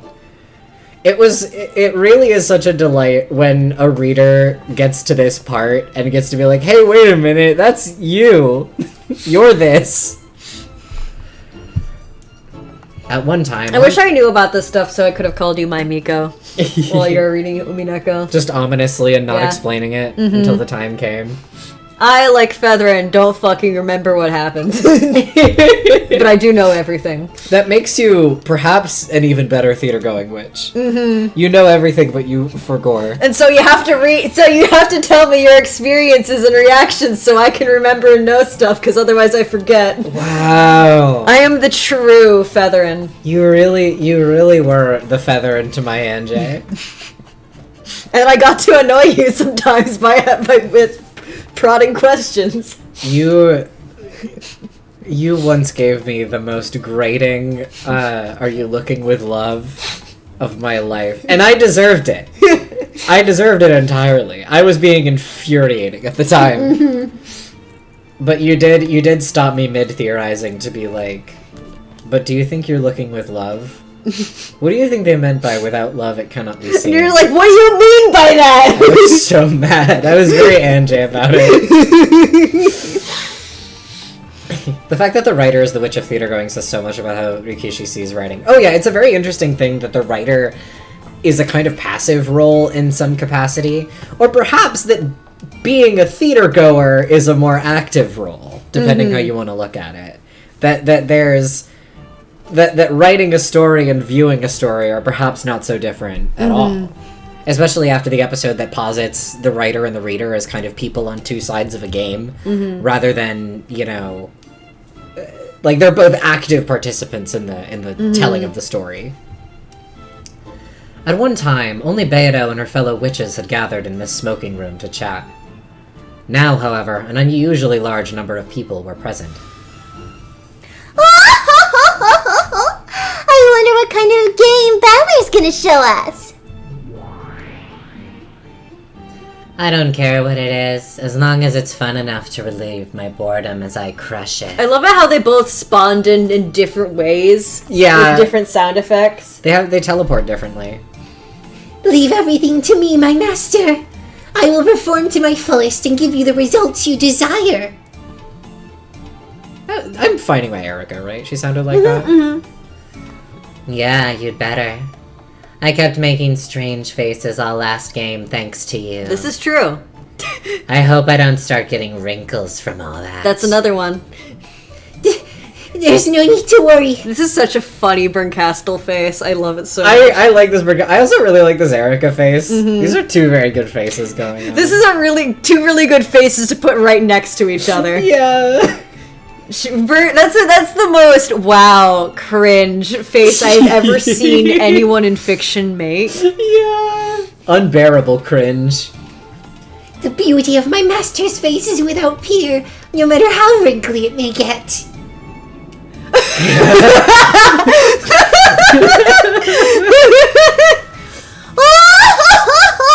And then they started chasing each other around the room, Tom and Jerry style. Oh, you know it. Berncastle would pull out a comically large hammer and try to hit Eric. Yeah, she would. I believe this. Honestly, the fact that that doesn't happen in Umineko is more surprising than if it did. It's rare to see Burn in such high spirits. Beidou's game board really is something else. How sad it is that the master of this game board is no longer with us. Hide, Lanor. She's just here now. The tiger dies and leaves behind its hide. Looks like Beto died and left behind her game. Even though chess still exists, no one knows the name of the person who invented it. Oh, you're right! I thought it was by John Chess. Poor game inventors. Come to think of it, Battler-san really has kept us waiting, hasn't he? Is he still setting up the 6th game? Gertrude, how have Lord Battler's preparations progressed? Lord Battler. Please allow me to speak. Know that he will be finished very soon. If he's kept us waiting this long, he must be pretty confident in his plan. He really humiliated me in front of my master last time. I'll defeat him no matter what it takes. And you in particular! Make sure you don't screw up again. I will meet the challenge with all my strength. The previous game master, Lambda Delta, had confirmed that Battler understood everything about Beato's game. Alpha Erica looks like she's on tiptoes looking over Gertrude's shoulder. She is, to me. I think Gertrude is 5'9". Yeah. I think Cornelia is also 5'9". Yeah. And Lanor is 4'10". I could see Cornelia being 5'8", but she wears heels to make herself 5'9" to match Cornelia. Absolutely. However, in order to prove it, Battler would have to run this game by himself and carry it through to completion. In other words, if Erica could crush this game of Battler's, she would, in effect, wipe away the dishonor of that last game. Listen, all I'm saying is that when Richard made Erica in Final Fantasy and she was a Lalafell, that was real and true. Yeah. Oh yeah, I should have mentioned, I made Anjay the normal human here because I thought it would look best. I made Erica a Lalafell, of course. I made her the tallest Lalafell I could make her, I think, if I remember correctly, because I want her to still be taller than Erica. You said you made Dlanor. Yeah, I made Dlanor. Yeah. I made Dlanor the tallest I can make a Lalafell, if I remember correctly, because I think Dlanor is still like 4'11". Yeah. But Erica's 4'9". Yeah, absolutely. And then Featherin, I made, of course, an Aura as Featherin Augustus Aura. Yeah, like I was going to make her an Aura anyways, but like you made the pun, and I was like, I need to make her immediately now. Actually, Featherin Augustus Aura. That was the thing. The pun came first, and then it was like, fuck, they're the ones with the horns. Yep, it's too good. I'm still thinking who I'm gonna do next. I'm thinking maybe I'm gonna do Wergilia next. I think Wergilia would be really fun. I'm gonna make her an Elizin. Yeah. I think that would fit her well. Though Erica was chomping at the bit to get started, it was taking Battler quite some time to show himself.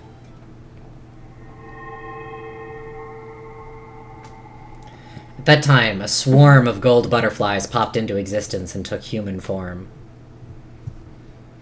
I love how just before this, Anjay scolds Hachijo for killing her family over and over, creating a story where people die is the same as killing people, and now Battler is the game master. Yeah! No, 9, it's about to be normal and good. Don't you remember how normal and good this is? Yeah, don't you remember how normal episode 6 is and how nothing is uncomfortable? Nothing scary happens in episode 6. You're crazy. From the shape of that familiar dress, everyone immediately realized who it was. Episode 6 is famously the most normal. Oh, look at her! Her hair's up again! Where's her pipe? Yeah, where's her pipe? Ah, look, it's Beatrice-san. And I thought you died and disappeared last time.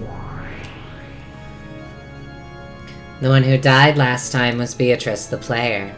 This is probably just a piece. Battler's piece.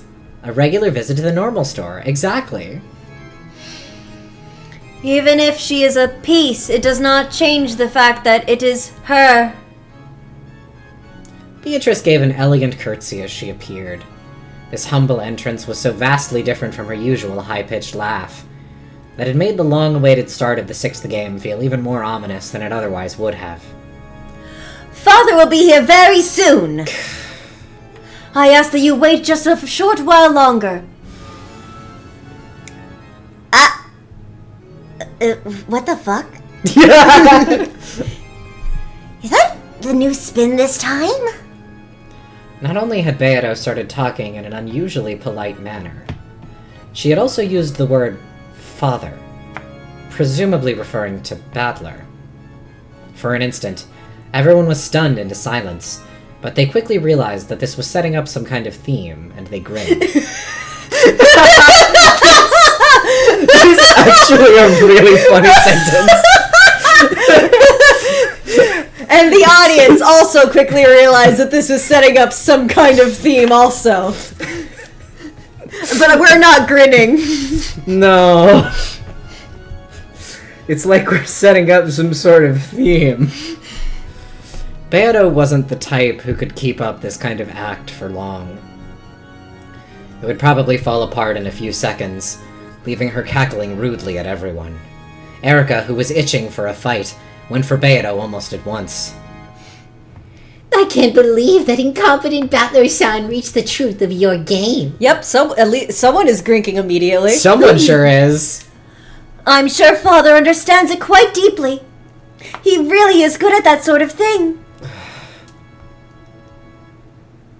Still, A brief sprite is like, what the fuck?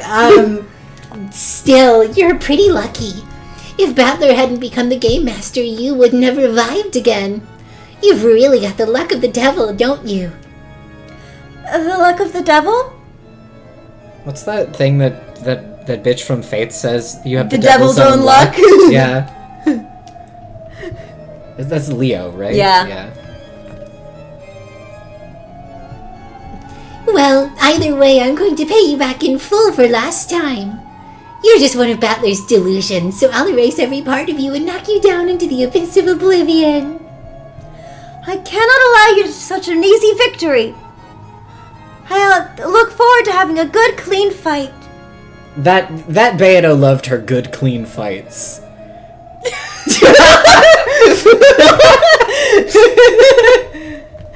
just steps away from her. What? What the fuck? What the fuck? By this point, everyone realized that something weird was going on. There was no doubt that the face, the dress, and the hair were all Beatrice's. However, her expression was different. Even though she had Beato's face, Beato would never show anyone an expression like that. We're laughing, but this is like one of the scariest scenes in early episode 6, and it's competitive. Who are you?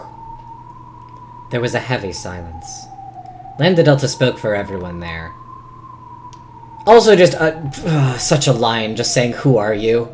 Also, that's a rare Lambda face. Yeah, she doesn't get this serious very often. Lambda Delta spoke for everyone there. At first, Beato had worn a smiling yet blank expression. However, when she realized that the mood had gone suddenly stiff, her expression finally darkened, and she hung her head. Who are you? You appear to be Lady Beatrice, but are you not? Even Blanor was forced to ask, despite the rudeness of the question. That was how much this woman, who appeared to be Beato, was not. Am I somehow different from the Beatrice everyone was expecting? What are you talking about? Wait a second. Don't tell me you have amnesia or something. I was only born recently, so I have no memories at all. However, I will study hard in order to become the Beatrice you all expect. Yeah, Grace. Yeah, Grace. Beato, I thought I told you to stay in your room. Butler's voice came out of nowhere. His tone was very slightly cold. Beato's expression looked like that of a young girl being scolded.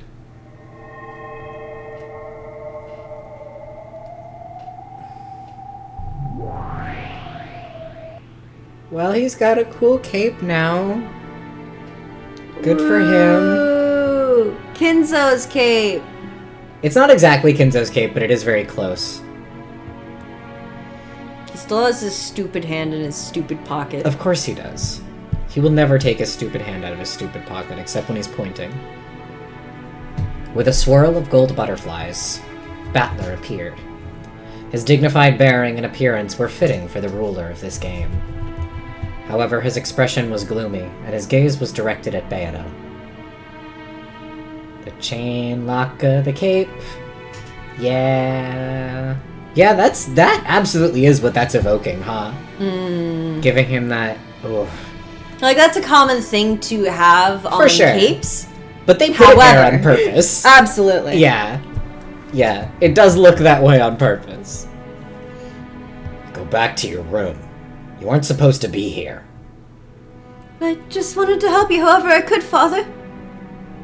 Go to your room. He spoke both softly and forcefully. Let's all blow up. Let's all explode. Battler didn't leave her any room for debate. Beato hung her head and curtsied as she prepared to leave the room. Also.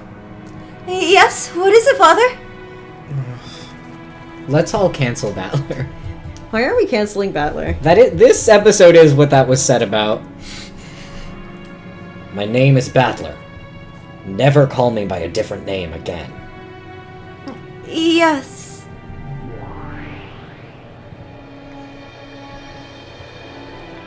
Beato melted into a cloud of gold butterflies that disappeared. This was the first part of the tale with Battler as the game master. The witches had all assumed that he'd come forward with some flashy, big developments, so this was all completely unexpected to them. Their mouths were still hanging open.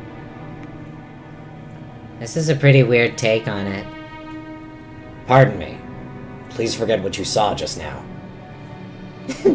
You're playing dumb, but this is all just part of your plan, isn't it? You're scheming to give us the wrong impression, just like another North Wind in the Sun strategy, aren't you? Is there something wrong? No, I'm fine. Don't worry about it. I'm worrying about it. Literally don't worry about it. I'm super worrying about it. It has nothing to do with you people. I see. Guess it doesn't matter then. Okay, Battler! Start up the new game right away! You've kept us waiting so long, it's gone totally boring! Kept you waiting, huh? Yeah! They said it so many times I had to get one in. Sure. Let's start the 6th game. Erica and you too, Birdcastle. This will be my tale, proof that I've reached Beatrice's truth. Lambda Delta, please watch this game until the end, as a former game master. Sure, looking forward to it. What's the title? Dawn. As in, the dawn of the Golden Witch. That was a classy way to do something that was definitely, because the episode titles are in English. Mm-hmm. That is a very classy, I don't know, I liked that as a translation of a line that is clearly translating something into Japanese, you know? Sure, if we're talking about a winter sun that goes below the horizon right away. Of course, my master.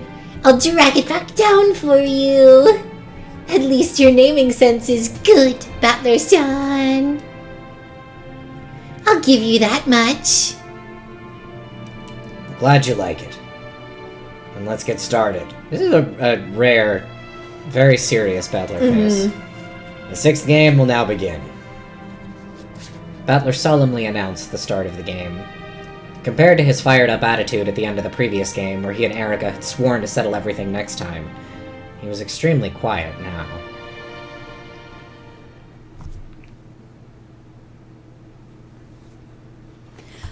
Jay, Beidou seems to have changed a lot since we last saw her.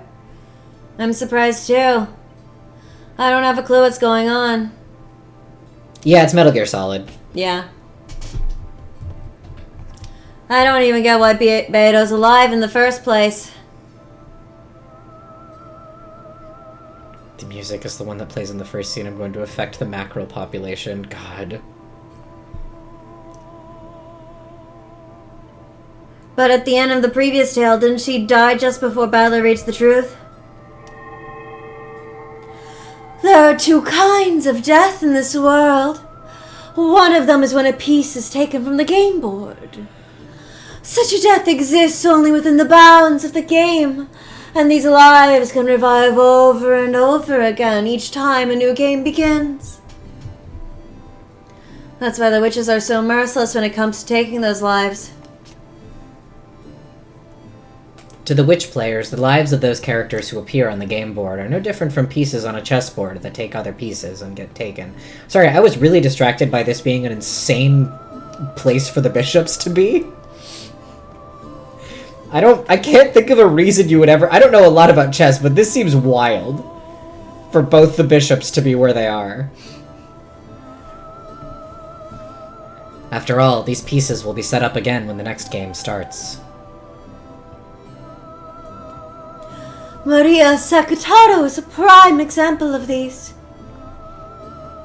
Sakutaro is Oni-chan's piece? Yes, that makes sense. In the game board that represents the inside of One-chan's head, Sakutaro certainly does exist, and is a piece that always stays by her side. Though he's nothing more than a stuffed animal in the real world, on One-chan's game board, he's no less of a piece than any other. But I wonder, if he were a piece in a witch's game, it should be possible to revive him easily, right? But One-chan wasn't able to revive Sakutaro in her world. That's because she lost that completely unique stuffed animal that was his vessel. Because of this, the conditions for that piece's existence were violated, and it became impossible to revive him on Maria's game board. The only reason you were able to revive Sakutaro on the game board was because you once again satisfied the conditions for his existence, correct? True. Got this woman a true. Yeah. Maria One-chan was only unable to revive him because she had lost the stuffed animal that was his vessel. Should I keep going with this? Yeah, keep going. Yeah. If, like the rest of my family on Bearo's game board, she hadn't needed a vessel for him, she would have been able to revive him as often as she wanted. I get it. It makes sense that Sakutaro was Oni-chan's piece. At least, as long as his vessel was okay, he could have been revived over and over. Correct! As long as his vessel is safe, he can be revived over and over again. That's what the life of a piece is like. That's the first kind of death in this world. What's the second? That's the death of beings outside the game board. To continue with the Sakutaro example, this would be like Maria's death. You mean not her death as a piece, but the death of the real One-chan, right? Not necessarily. Loss of interest or concern would have the same effect. When Maria outgrows playing with stuffed animals, Maria, the game player, will die. Boredom is the only thing that can kill a witch. It's as quick and easy as turning off the switch on a TV when you get bored of it. I see. In that case, Beidou, the player, completely gave up on winning during the last game, so she died and vanished. Which means, if Beidou ever comes back, thinking she's got a chance of defeating Oni-chan, that'll mean she's come back to life, right? Logically, this is true. It's the same for humans, witches, and even gods. If they lose interest and concern, they can die at any time. And if they regain that interest, they can revive at any time. However, though the concept of time does not exist in the world of gods, and they can revive whenever they want, time shoots by like an arrow in the human world, and it isn't so easy there. That's true. Skipping school for one day might not be a problem, but if you skipped for 3 days in a row, it'd really be hard to convince yourself to go back. And what if that stretched out for a month, a year, a decade, or 1,000 years like in the world of witches? I see. If you skipped class for that long, it'd mean your death, socially. And after being dead that long, not only would you be unable to catch up on all you missed in the world at large, you also lose any motivation you might have had when you left. So even though you'd be alive, it'd be fair to say that you died once. You would never again be able to regain that self you once were. It would never come back to life. Beidou lost any chance or hope of winning. Even though she knew this, she pretended not to and kept on fighting for many, many games. So Beidou will not return. Her hopes were crushed. She spent all of the willpower that she might have used to regain the will to fight. Therefore, that Beatrice will never revive again. That Beidou, who just sat around the whole time with empty eyes in the 5th game, must have been her corpse.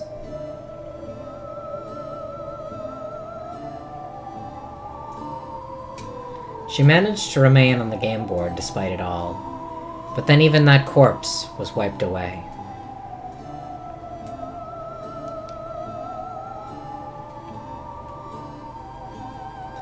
If Beidou had been the game master at that time instead of Lambda Delta, the game board itself would have vanished at that moment and everything would have ended.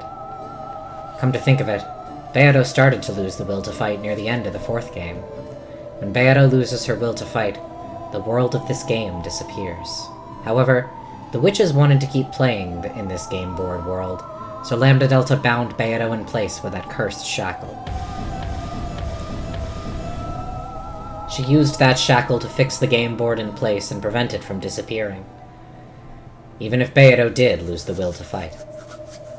In chess, this would be the equivalent of removing the set time limit for each turn, making it endless. However, simply having the game endlessly paused on Beidou's turn would cause the witches to die from their illness of boredom. That's why Lambda Delta took the position of Game Master. Starting then, Beidou's existence was no longer one of the conditions necessary for the game's existence. That's probably why the shackles binding her to the game board were released.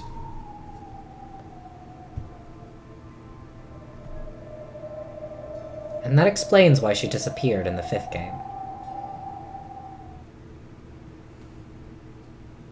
So, when Oni-chan managed to reach the truth, it was one game too late for him to tell Beidou about it. The 5th game was a form of charity on Lambda Delta's part. She merely showed Battler some mercy as the Witch of Certainty, acknowledging his strong desire to reach the truth no matter what. Oh, that's text. I forgot that that's text. Mm-hmm. You call that charity? That's the vibe, but I forgot Featherin just spells that shit out. Mm-hmm. It's just those fickle witches killing time. Let's get back to the point. So that means this weird Beidou isn't the player Beidou. She's just a piece Beidou. True. Get this woman a true. If that is the case, she would eventually become the Beidou everyone knows. I imagine that is the Beidou that Battler wants. You mean, he wasn't satisfied with just a doll? When playing with dolls, one can project the personality they most desire onto the doll. However, since you are acting out their part, nothing unexpected can ever happen. You cannot hope for any unanticipated happiness. In the human world, there is nothing so boring as a pre-established harmony. That's why, though a doll can become a person's best friend in the world, people eventually get bored and outgrow them. Oni-chan only wants the real Beidou. He couldn't bear having a doll that only acted like Beidou. What if I die? What if I blow up? A Beidou born as Battler's piece would probably move according to Battler's wishes. That's only natural for a piece. Pieces move however their players tell them to. And they can't do anything else. I see what it is Oni-chan wants. So what's up with this weird Beidou? Battler might be trying to revive Beidou in the truest sense. That is the never-dying dream held by children of man. He just used the red to say that wasn't possible. That Beidou will never revive. However, that doesn't mean it is impossible for Beidou to be born again. Have you forgotten? I believe that Burn Castle herself revealed Beidou's true form at the end of the first game. Now I remember. She said something about how Beidou exists as the incarnation of a rule. Beatrice isn't a singular woman. She's the embodiment of the rules of this game, or something like that. The rules of this world. The rules of this world. Information began to be accumulated based on that rule. And in the end, it took the form of the witch known as Beatrice. If that pattern is followed once more, the same Beatrice will be born again. And perhaps one could call that a resurrection. In other words, that weird Beto is Beto as an egg, or maybe a chick. That interpretation is probably accurate. In short, this Beto is a chick who might grow to become that Beto. And that means this pure and lovable kid will eventually grow into that screwed up crazy witch.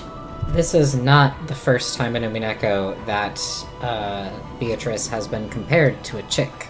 The first time that Beatrice was compared to a chick was in Rosa's story about having met Beatrice. That Beatrice followed behind her like a chick following its mother.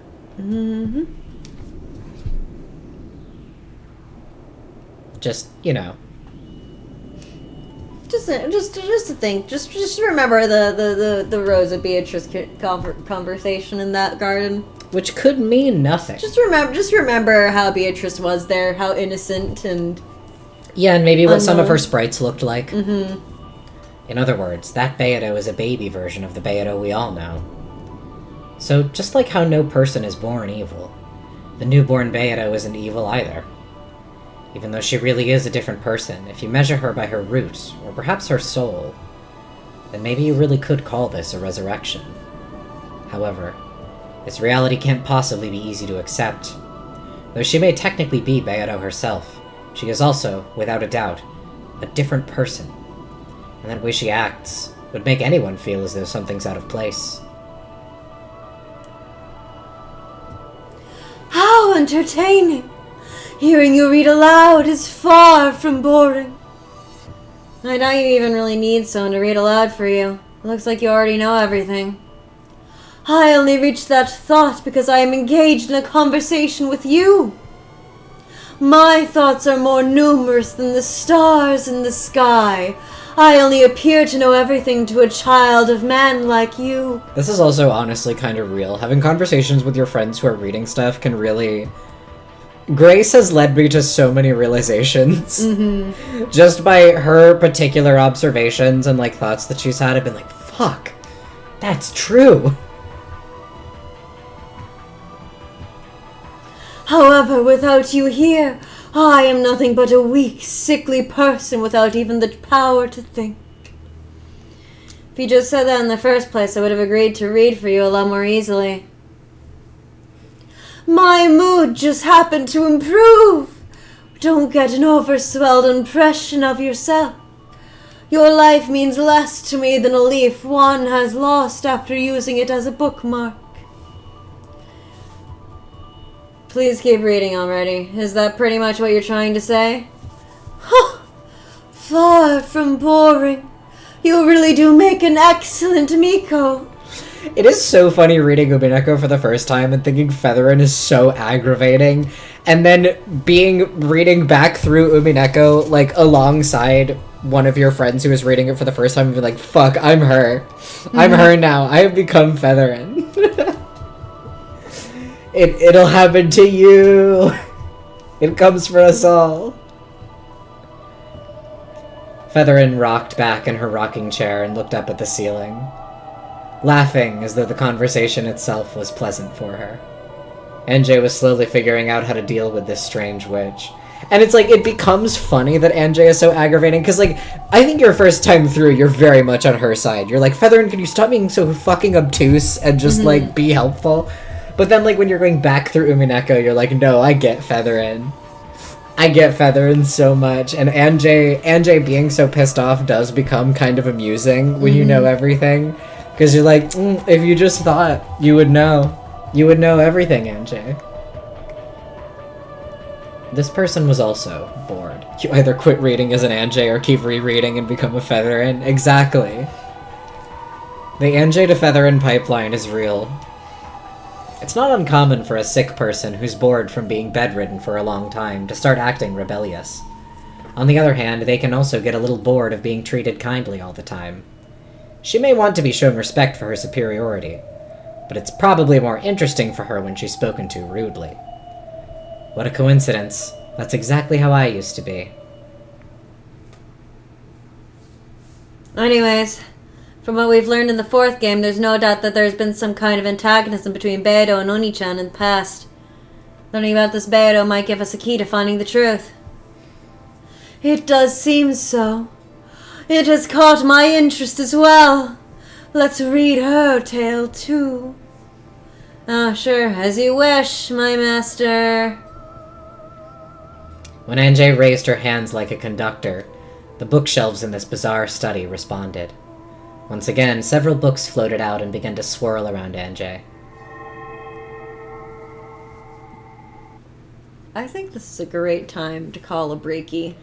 It is a great time to call a breakie, and then we'll come back to Kinzo's study. And it'll be great. To the master in the human world. Yeah, let's take a quick break. Everyone get a snack, get a drink, you know the drill, and we shall return. My throat is in bad pain.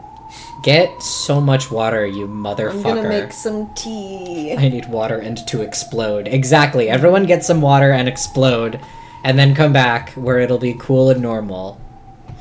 See you soon. Hi. Hello. How are we doing? Are we feeling so ready to tackle the rest of this game? Yeah.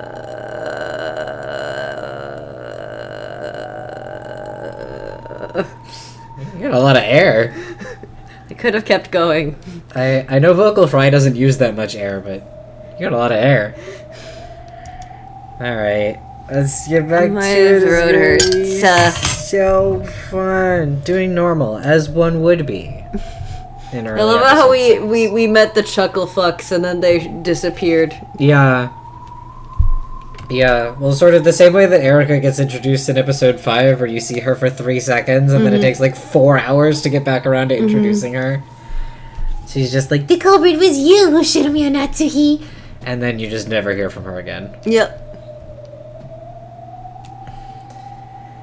Kinzo's study is the room belonging to the master in the human world. So this study in the world of non-humans belonged to the master of the game board, and was a place where he could look down upon the humans. Therefore, one could hardly be blamed for mistaking the imposing, berobed man in the center of the study for Kinzo, if only for a second. But it wasn't Kinzo. This was Battler, the one who had taken up the position of Game Master, becoming the new territory lord of this world. This song fucking slaps. It really does. Around Battler was a swirl of glowing fragments sparkling like the night sky, and on the floor was what appeared to be a red magic circle. I was just finishing The Girls the Gaze End as y'all came back. Oh, congratulations on getting more Meta Supers off. I like his. That's a fun one. To an outsider, it would seem to be nothing more than an incomprehensible geometric shape. But to Battler, who stood at its center, it was the outline for a new tale.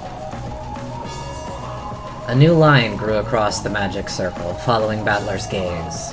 Then, at the instant it connected with a complicated symbol, the entire magic circle flashed brightly.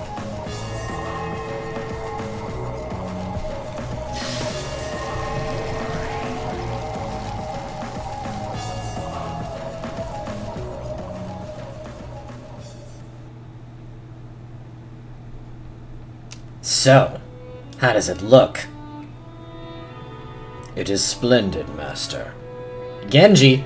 Genji! Just Genji. What? Hi, Genji! Just Genji here in Purgatorio. The 6th game is complete. As Battler wiped his forehead and finally relaxed, Genji, who was standing behind him and watching over his every move, nodded deeply in response. Which is interesting, 'cause, like, we have magical servant characters. But it's just Genji. It's just Genji. This implies nothing. I always thought being a game master meant you could make the tale however you want. But this is seriously harder than I thought. You must write up multiple tales and make the inner and outer sides of the story match. Though truly you have displayed such skill, it is hard to believe that this is your first time. I believe even Erika-sama will be satisfied with this game. Well, hopefully it matches the great detective's tastes. Still, I've gotta honestly respect Beato now.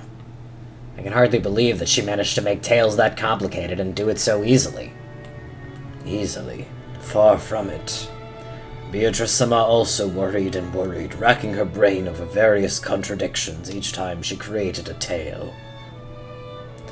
She was constantly battling with logic errors. Logic errors? These are two very hard voices to do. Okay. That is when the two sides of the tale do not meet, creating a contradiction. When this happens, it becomes a fatal violation of the rules known as a logic error, and the game board will immediately collapse and be destroyed.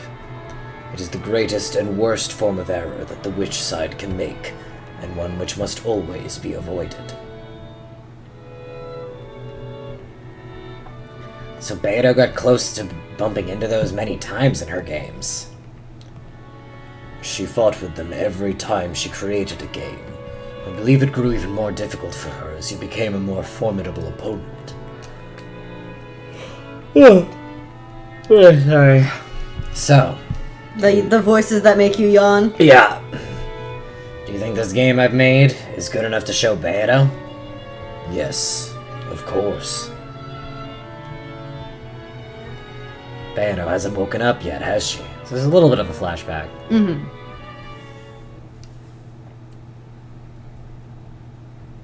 It's been a while since her body was formed, as a personification of the rules. Is she still not awake? After remaining silent for a while longer, Genji answered. She woke up 3 days ago. We're concentrating on the construction of the 6th game, so I decided to wait before telling you. My sincere apologies. You put that far away. Oh, really? Yeah, I'll bet she's still all drowsy after sleeping so long. I've really wanted to show her my game. No, it's more than that. I have to show her. I need to tell her that I've understood everything. Battler's face broke into a smile.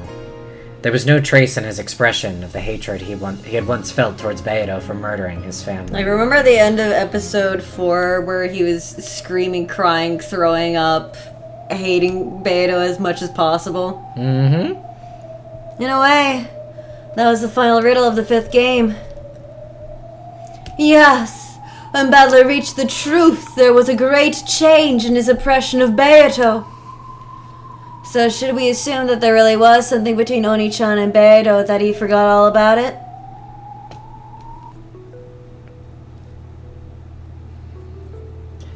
However, Battler suspected this in the 4th game and asked Beato about it.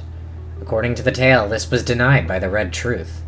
6 years ago, no person called Beatrice existed for Battler.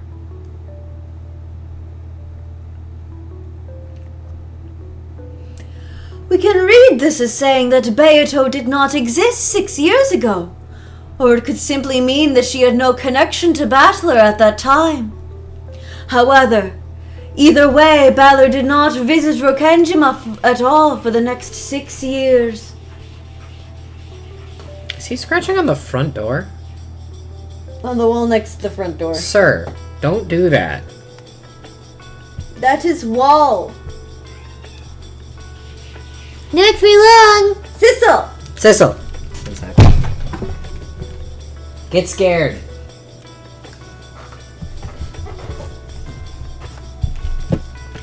October 4th, 1986 should have been the first time Beatrice and Oni-chan met. If so, why was there already some kind of antagonism between them? Why indeed? I don't have a clue what it means. That's... That was Featherin's yawn. She did that. Yeah.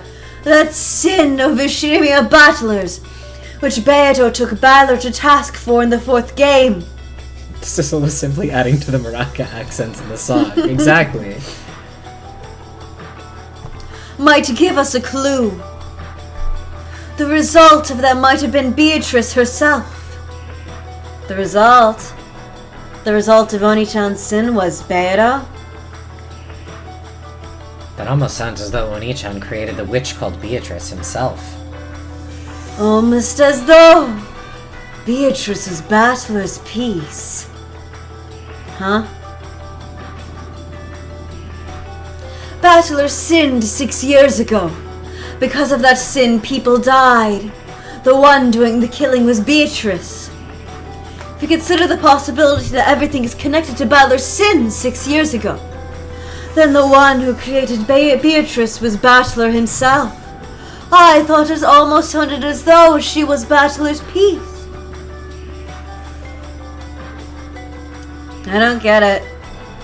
Even if Oni-chan sinned in some way, his crime couldn't have been anything close to murder. If this huge massacre is in retaliation for what he did, then it's totally out of proportion. Beato killed our family.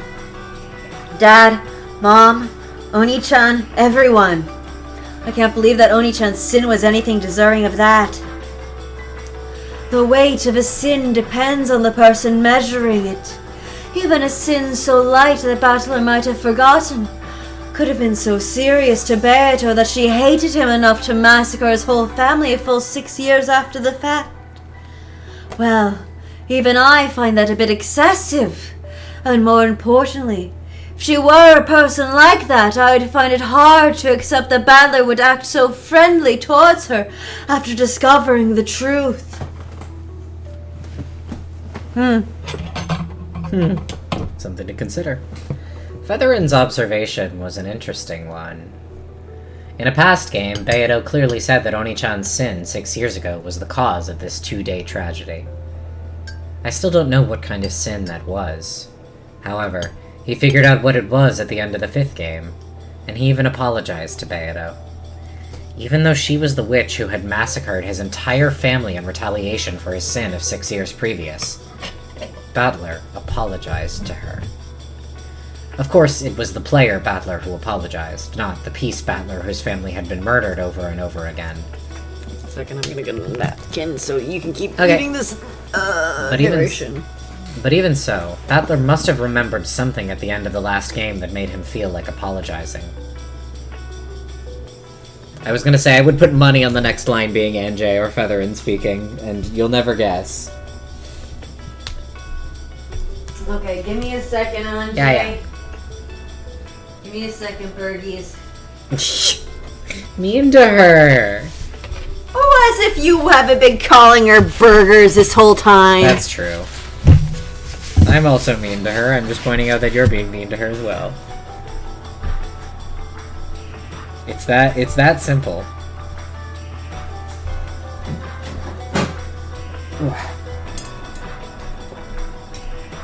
God, voice acting's hard on your voice. Has anyone noticed this? Unlike Chat, who is never mean to her. That's true. Her being burgers, of course.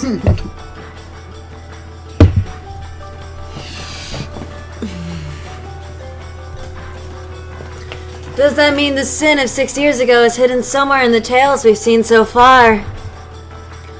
I have already formed a certain theory on that matter.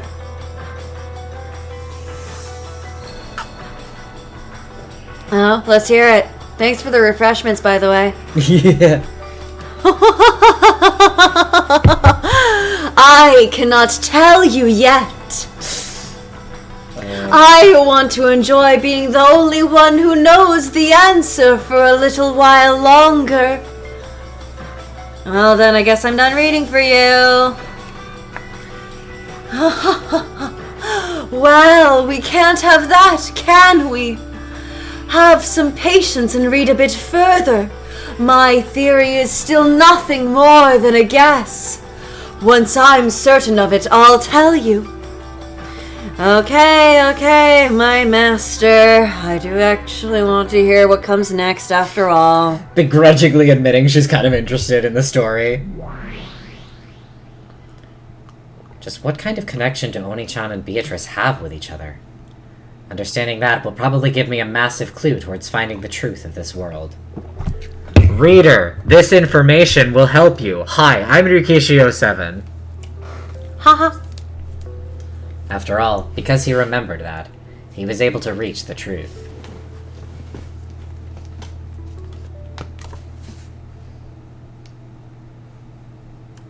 Have some patience and read a bit further is what I'm always saying to Umineko readers. Me when someone complains about the airport scenes at the beginning.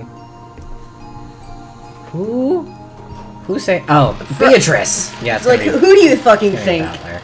Welcome, Master! Kumasawa moment. I love having that. That is specifically the applause sound effect from Umineko, by the way, straight out of the game files.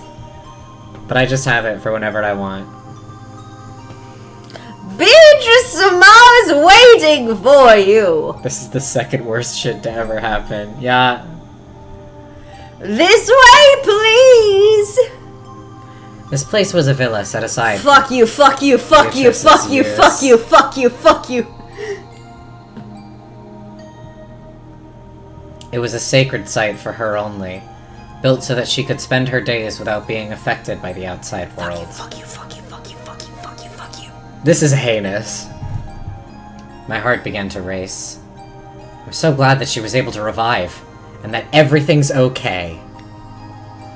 Beiro is a personification of the rules, so even though she was destroyed once, it's possible for her to be reborn again. Badler had quickly succeeded in reviving Beiro's body, but he'd had trouble summoning her soul back. However, during the time he'd spent immersed in the creation of the 6th game, she had woken up. And this had happened 3 days ago. Badler let himself be led into the dining hall. The dining hall had been set up for his and Beiro's use. It existed so that they could enjoy some black tea while having conversations that were only possible now that he had reached all of the truth. I want to tell her. I want to tell Beiro that I've found the truth. Badler couldn't hold back his excitement over this miracle he had been granted. The miracle of Beiro waiting for him in the dining hall to hear what he had to say. How is Beatrice? Same as usual? Is she doing well? Oh yes, she's doing quite well. She has been waiting for you all this time, Master, oh yes. So, she's in the dining hall. Is she eating or something? That's okay, it doesn't matter either way. Oh, you'll be surprised! Kumasawa? Jesus! Beatrice! Oh. He will be surprised. When he swung open the doors to the dining hall, Badler was greeted by a wonderful sight. Though the food laid out on the table wasn't particularly sensational, it was arranged beautifully, and a champagne bottle stood there waiting. Then, the person clad in that familiar dress with the beautiful golden hair bowed deeply in greeting. Beatrice? You have my sincerest gratitude for giving me this form. Beatrice, the new witch who was revived from the rules. She has not lived 1,000 years, and her behavior is vastly different from how it once was. She's a witch who doesn't even know how to use magic. However, she has no fear of magic circles or spiderwebs. It's almost as though she's just a human. She's attached to Badler and makes it her goal to do whatever she can for him. Oh, can you see if Erica's description has changed at all? Oh, probably. I guess we can look at Badler's too, because I imagine that's gonna Yeah. be... Oh, yeah, Erica's is different already. The Witch of Truth. Provisional. It is also the detective and the one who calls herself a riddle pervert. She literally unplayable. She participates in Badler's game as a player for the human side. She possesses several skills that qualify her to call herself a detective. These could be acknowledged by Berncastle and elevated to the level of Red Truth. Whether she wins or loses, this will be the last game, and there will be no further use for her. Badler, the Endless Sorcerer and the final Game Master. He is the ruler of the game board and the Territory Lord. To prove that he has won Beiro's game, he must act the part of the Game Master.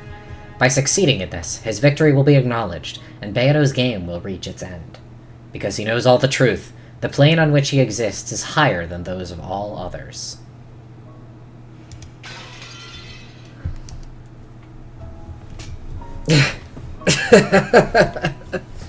Come on. Don't worry about that. I'm so glad. Beato. Battler rushed up to Beato and hugged her tightly, just to make sure her body wasn't just mist or an illusion. I solved your riddle for you. But then, before I could tell you about it, you went and disappeared. I am right here.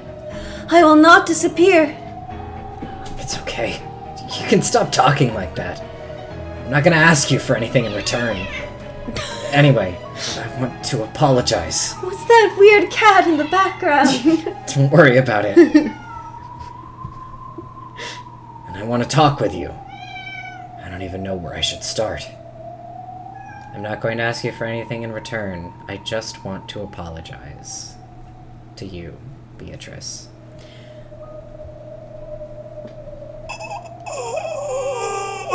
Let's all blow up. You have done nothing you need to apologize for, Father. I'm glad just to be of service to you. Beato? Beatrice is born for your sake, Father. Please let me support you. And Father, congratulations on completing the 6th game. I told you, stop talking like that. You're creeping me out. Do you find this style of speech displeasing? Please forgive my rudeness. I don't find it displeasing, but it's not like you. I guess I like the way you usually talk best. Beato smiled vaguely. To Battler, it probably looked as though they were both smiling at the unusual way she was talking. However, Beato's smile literally was vague and uncertain. After all, she didn't know how she was supposed to talk.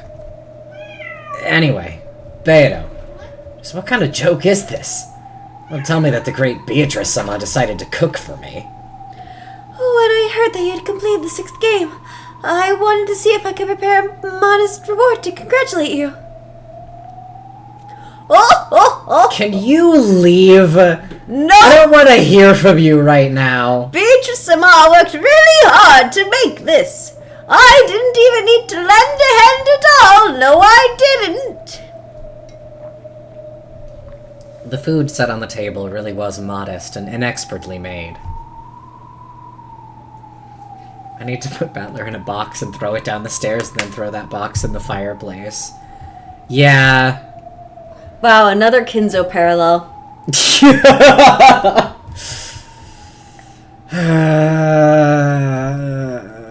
You could tell by looking at it that Beato, who wasn't particularly skilled with cooking, had given it her all.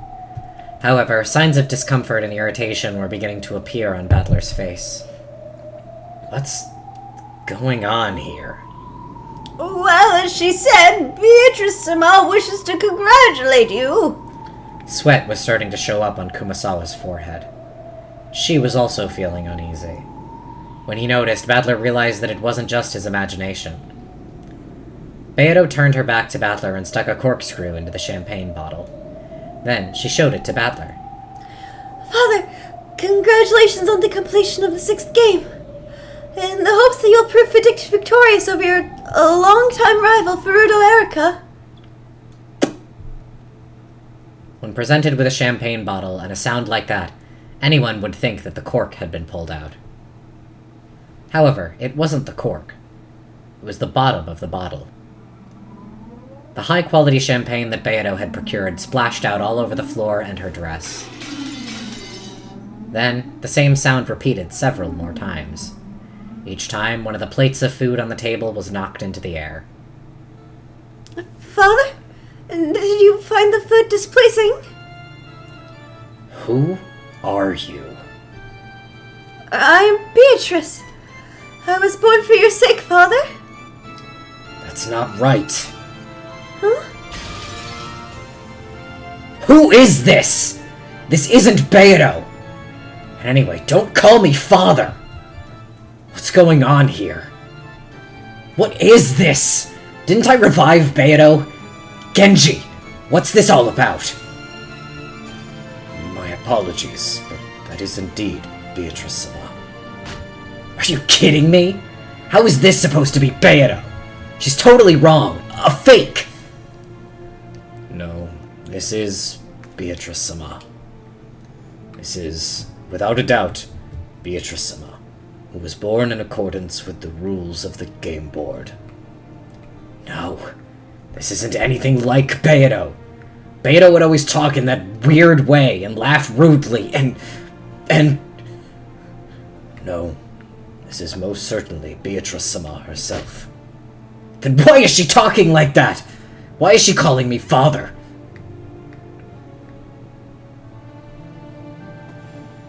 Beatrice-sama was only born a short while ago. It would be far too cruel to expect her to act as she once did so soon. You saying that her memory hasn't returned yet? Master, this person truly is Beatrice-sama herself. However, she is not the Beatrice-sama you know so well. What are you talking about? I'm the game master, right? Why can't I revive Beto? Beatrice-sama has revived. However, the old Beatrice-sama lived for 1,000 years. This Beatrice-sama, on the other hand, was only born a short while ago. She appears to be a different person. Well, that just can't be helped. Then, how can I revive that Beto? Her body is right here. How can I revive her soul? If she lives the same 1,000-year life again, she should become the same Beatrice-sama she was before. Are you telling me to wait 1,000 years? A person's personality isn't decided solely by their birth. She was a baby. What did you expect? It can change drastically based on how they live and what they experience.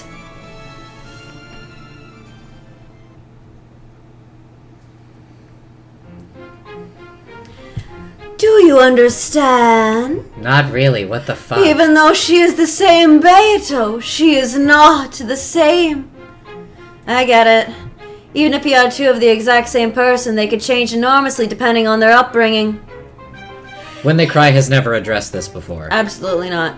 Even though they might both be the same human to start with, their upbringing could change them so much that they effectively become two completely different people. Usually we use the term person to refer to a person, not their personality. However, since humans recognize a person by their personality, those two might as well be different people from a human perspective. Intriguing to bring this up here. That's so true! Hey Amakusa, welcome back! If that tragedy 12 years ago hadn't happened, this little lady of ours might be a cute girl who could smile without looking weird. Rude. I'm plenty cute as it is.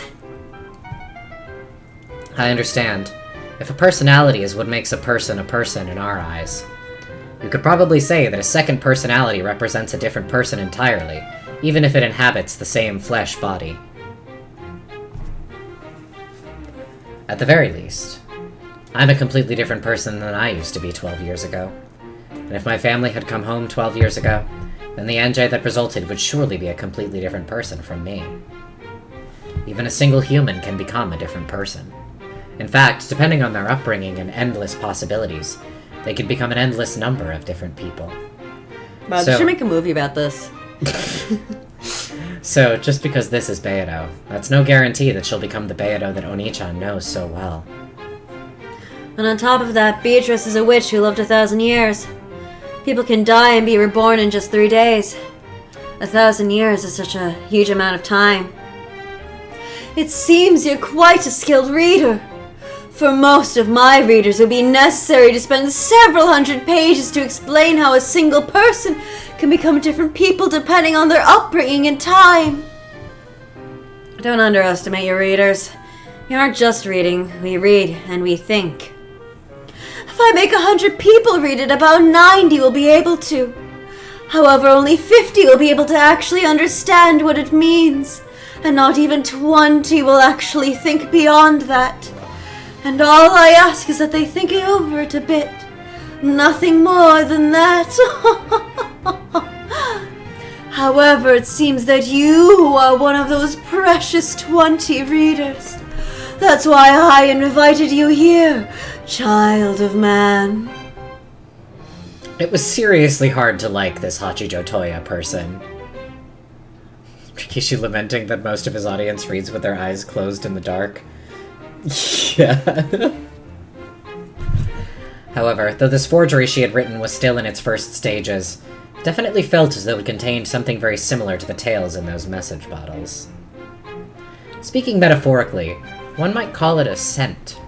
An indescribably unique and stern atmosphere, like a stuffy library. The Beatrice who wrote the message bottles and Hachijo Toya are different people. And yet, this has the same scent as that tale. I see. This is why some of those curious witch hunters are so intensely devoted to her. Their keen sense of smell was able to sniff out that familiar scent. Very well, then. Please continue reading. At least in times of torment, we cut back to Hachijo doing her eyebrows sprite. At least we have that. There could be nothing more entertaining than watch your face as you glance over the words.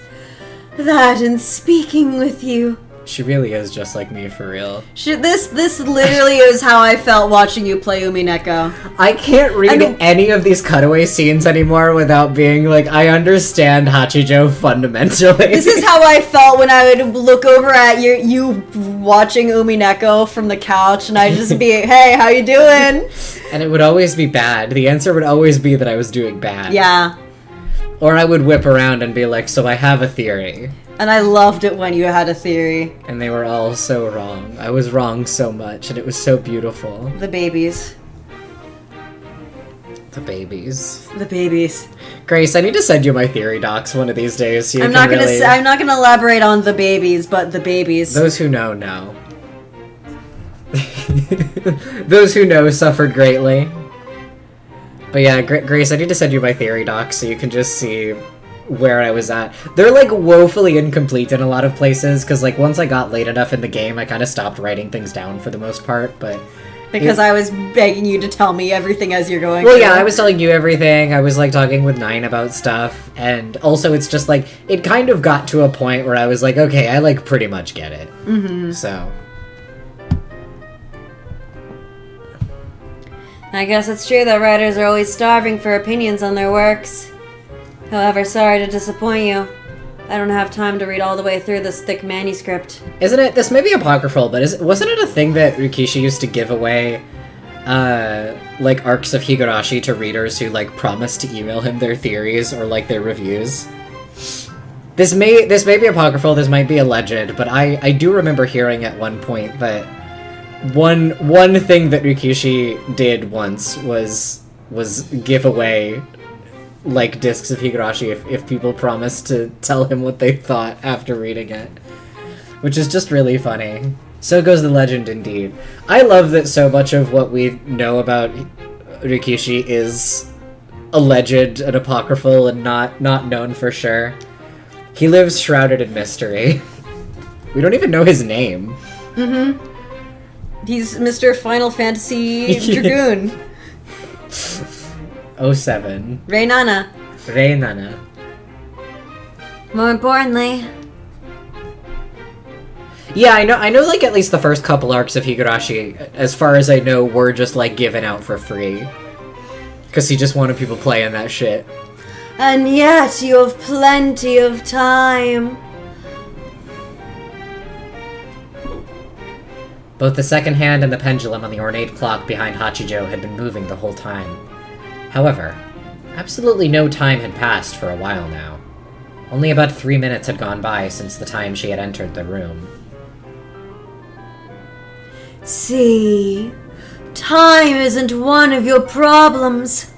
No sort of time will chase you away until you've finished reading. Next page, lady, next page! I want to know what happens. Amakusa badgered me to turn to the page, so I returned to the world of the tale once more. I know he's like leaning forward in his seat. He's got his hands folded. And he's sitting gay. I know this. There's a moment... I need to actually like watch the episode 4 stage plays in their entirety. But there is a moment when he is like just sitting on a bed and he does the gayest little sit that I have ever seen in my life. And I think a lot about that. He is the bisexual purse dog. He really is. From Spencer's Gifts. Why does her tail have the same scent as Beatrice's, I wonder? Is it because she actually has reached the truth, as she claims? Amakusa is kind of like us in chat, if you think about it. That's true. Does this mean that anyone who knows the truth could create an endless number of message bottles? Is that how the Catbox world works? Yeah, if you get it, you can write as much fanfiction as you want. I see. I guess she might also be an endless witch. In fact, maybe anyone who knows the truth can become an endless witch. Don't you want to become an endless witch and know the truth? An endless tale created by the endless witches. The 2 days starting on October 4th, 1986, where my family is being toyed with endlessly. I have to end it. I have to find a hint of the truth from within this story, and end this endless tale. Rikishi said you could write fanfic if you get it, but not real true crime fic. Do not get my metaphors mixed, please. Yeah. What do you think, Beto? How's the 6th game I've made? Oh. Well, you're not the type to give me an honest compliment anyway. You'd probably say something more like, not bad for an incompetent fool. Not bad for an incompetent fool like you. Oh, fuck. Yeah. I wanted to read it at the same time you did. Oh, sorry. Not bad for an incompetent fool like you. This is here. The first few hours of episode 6 are fucking insane. Now that I've seen what it's like to be a game master, it's pretty clear. God, playing like Beato's theme, but it's on the detective's violin. And it's sad. And it's sad, and there's not as many of them. Violin solo, 600 million. What if I blew up? I wasn't the only one who had it rough each and every game. Creating a game is far from easy. I certainly never expected us to recognize each other's efforts like this. Creating a game is far from easy. I certainly never expected us to recognize each other's efforts like this. Hey, Grace. Think about the knowing in this scene, and you know what I mean. All wrong. This isn't Beato. Battler slammed hard on the desk, but the piece Beato showed no reaction. After all, Battler hadn't ordered her to react. It would be easy to revive that Beato as a piece. However, it would only move according to Battler's wishes. Having a conversation with it was no different from talking to himself.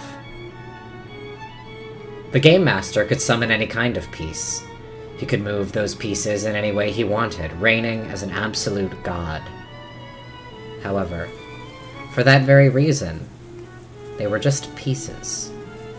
That made it unbelievably lonely and sad. Created many kinds of furniture, as well as several tales in the past. When I saw that, I was sure you were having a great time doing it. But that's all... Oh. Yeah. That's all wrong. You were unbelievably lonely. It must have been such a relief for you, having an opponent like me who could actually go against you.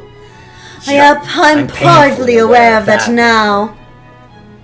Weird, polite Beato. really was you, wasn't she? The way you were 1,000 years ago.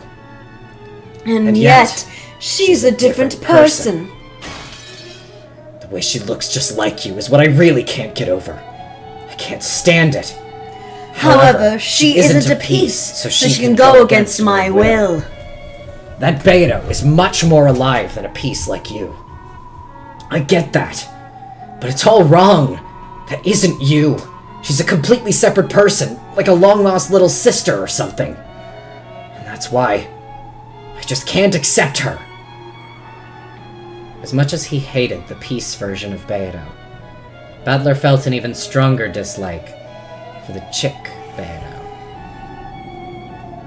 Even after a whole 1,000 years, she still wouldn't become the original Beto. Even if she were ordered to act like the original Beto, it would just be an imitation. This was a very similar but separate person, and definitely not Beto herself. I'm gonna have a sippy for a second. So, in the previous game, Beto really did disappear for all eternity.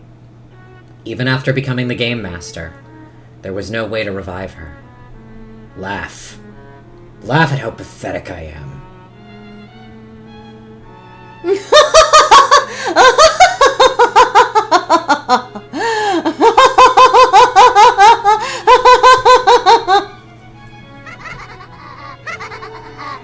Just give it a rest already. You're just an illusion who won't laugh unless I order it, and who can't even continue to laugh unless I keep on ordering it. Just disappear!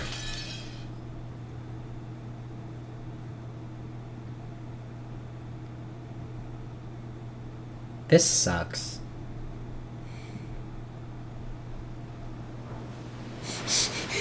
Morosely pressing the button on his soundboard. The cliff.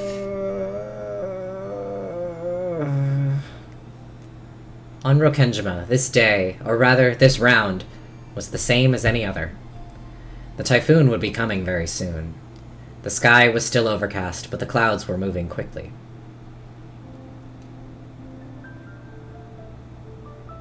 Hi, Hey, Natsuki! Natsuki. How's it going? How's your delusions going, girl? The only thing on Natsuki's mind was the plan to cover up Kinzo's absence again this year. Kraus appeared to have suffered a tummy ache from the stress and was sleeping in his room. Kawabata moment. Jessica and Kumasawa had left in a boat to go shopping and greet the incoming relatives on Nijima. The servants had been busy since the early morning preparing for the family conference, the greatest event of the year. Shannon and Cannon were rushing to get the guest house ready. Oh my god, it's been forever. I know! If the relatives are going to stay the night, shouldn't the guest rooms in the mansion be more than enough? Good point. It's a pain to clean up this place too, after all. Have fun talking to yourself. This entire stream has just been us talking to ourselves, and not to each other. Yeah! We haven't had a proper conversation. Literally, the only time that we got to talk to each other was when Balor was talking to himself through Beatrice. Oh, it hurts. Even so, I like cleaning the guest house. Yeah, it's nice and quiet without Madame and all the annoying servants. You are one of the annoying servants. No, I'm not. Yeah. I'm not annoying. Shannon smiled normal. wryly as she performed a detailed I'm examination furniture. of the guest room. Did we forget to We clean didn't anything? forget to clean anything. Do we need to restock anything? She diligently gave the room one final check over. You checked everything thoroughly last night too, didn't you? You really are dedicated. It's days like this when you tend to get pranked if you're careless. You can never find important things when you need them. And things that were supposed to be closed turn out to be open. That's because you're too careless. You don't pay attention while you work. I guess that's why you're helping me check. Thanks. There's nothing to thank me for. If you were a bit more alert, I wouldn't have to help at all. But you actually just want to be with me, right? You're such a kid. That's not it at all! Because you're so ecstatic about George-sama lately. You're messing up so much, I can't let you out of my sight. Canon-kun, let's chat a bit. We can't do that now, we're working. You keep making fun of me and George-sama. How is it going between you and Jessica-sama? Nothing's going on in particular. If you have time to talk about that, let's just finish this. What? Canon had, very obviously, been trying to change the subject. Shannon had then snuck up behind him and pushed him down onto the bed.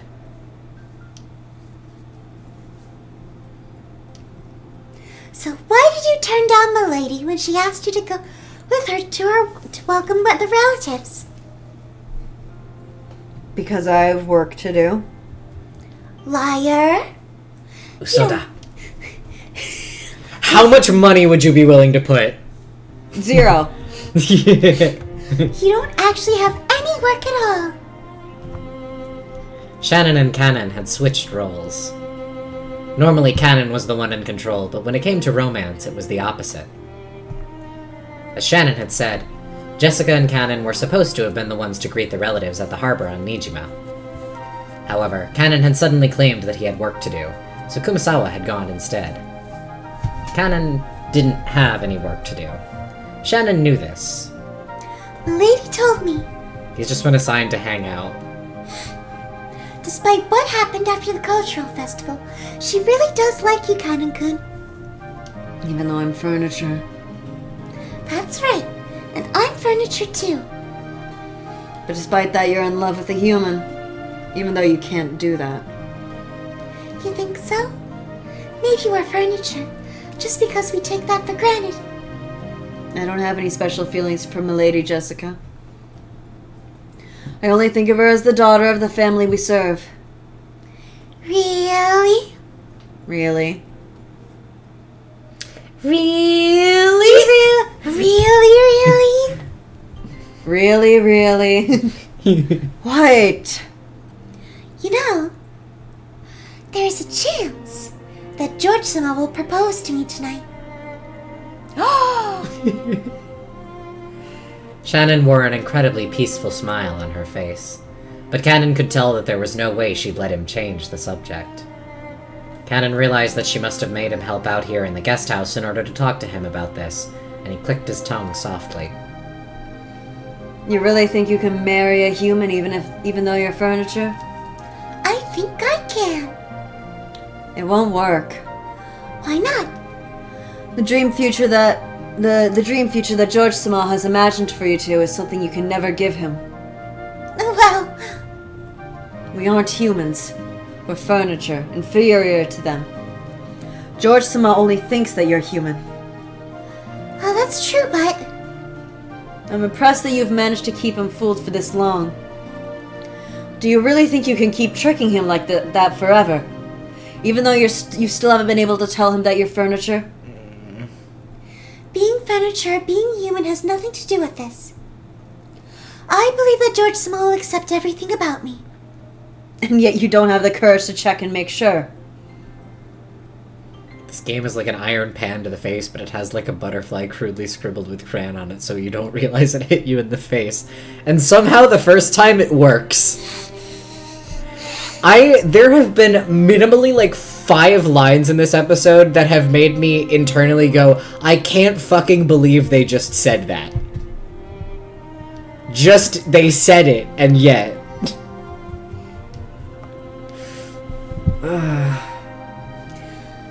You know what? I think I'll accept his proposal. As Shannon looked up at the ceiling, she spoke of the imagined future that she and George would create. Though some anxiety over the future appeared on her face, so did the joy of knowing what it was like to live with love. As Canon watched this vivid dream he was being shown, he knew that none of his words would reach Shannon anymore. Josh, I know you felt a time I looked up. I did. You can do just what you want. Once you've said you'll do something, you can be incredibly stubborn. Yep. I want to live life my own way. I'd like to stop being afraid over who's furniture and who's a human.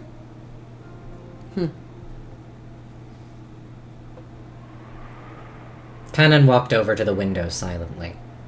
He saw the rose garden filled with boring, gray flowers in bloom.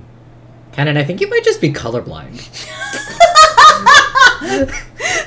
Without the color rod, it cannot be seen. I don't know what form of colorblindness would cause you to not see blue or red. I don't think that's one that exists, but you should get your eyes checked, bud. He realized that Shannon was acting above her place. And he knew, I guess that roses aren't necessarily red. I think in some depictions they're yellow. They're absolutely red. But like... This is a red rose garden. Yeah. Do you think they would grow fun colors of roses like blue? Well, they can't grow blue roses. Yeah, this ain't Animal Crossing. It's not. The thing about blue roses is that they are famously not real. But even if they could, yeah. Do you think Natsuhi would let that? Yeah, that's true. He realized that Shannon was acting above her place, and he knew that her tale had no chance of a happy ending. However, he also knew that no words of his could change her mind now that she had made her decision.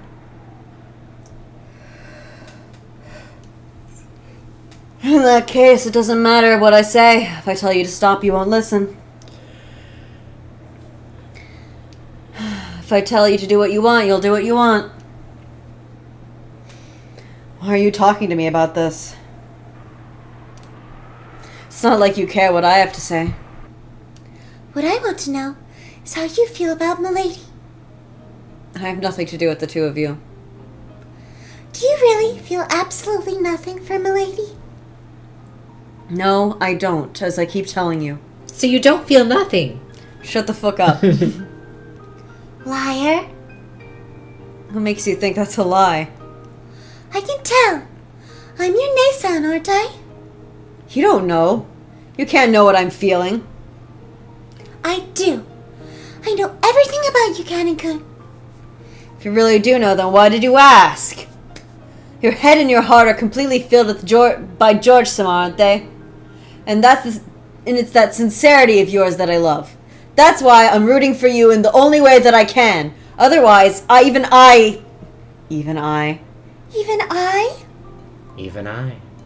Even I wanted to love Milady. Kanan finally turned to face her, honestly and openly telling her how he really felt. That was what Shannon had wanted to hear. And after hearing that, she pressed Kanan even further to reveal his true feelings. This really is a good song. It's a rare one. Mm-hmm. You can't leave it at that. I won't let you. Then what should I do? What do you want me to say?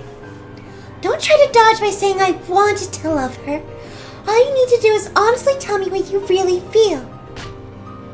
Milady is too dazzling for me. The way she lives is dazzling like the sun. That's why I love her.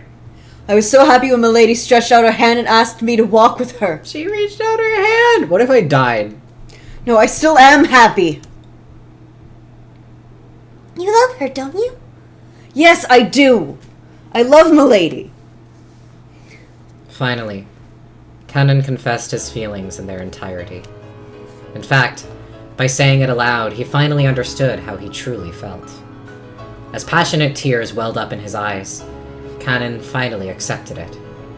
He couldn't stop the tears from dripping down his face.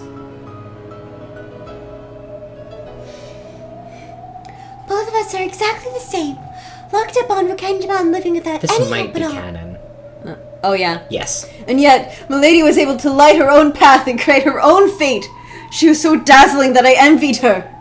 Old Avalanche, what's the name of the song? Do you know? So I can find it at another time and weep.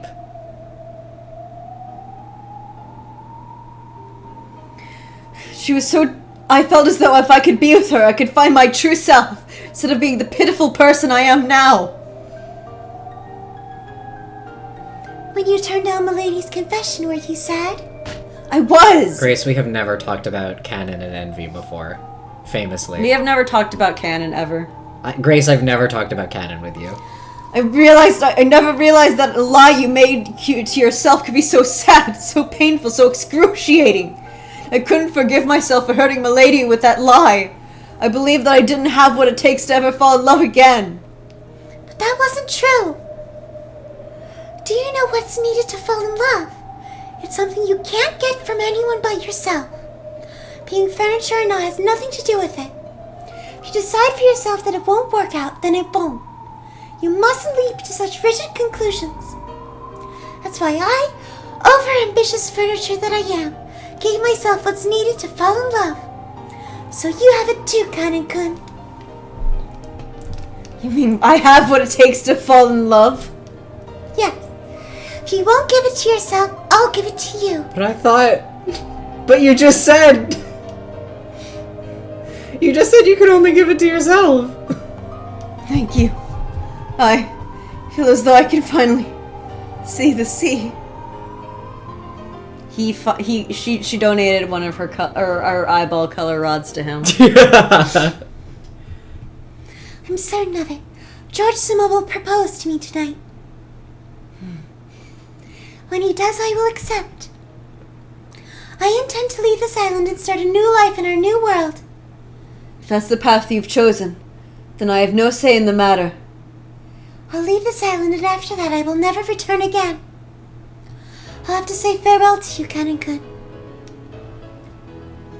You're right. We won't see each other again, will we? Yes. If you do love Milady from the bottom of your heart, if your feelings are at least as strong as my feelings for George-san, then you and I will have to settle whose feelings are really stronger. Nei-san. This way is best for both of us. Don't give up on your feelings for my sake.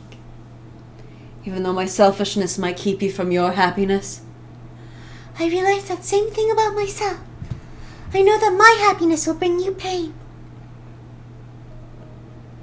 We have no choice but to hurt each other.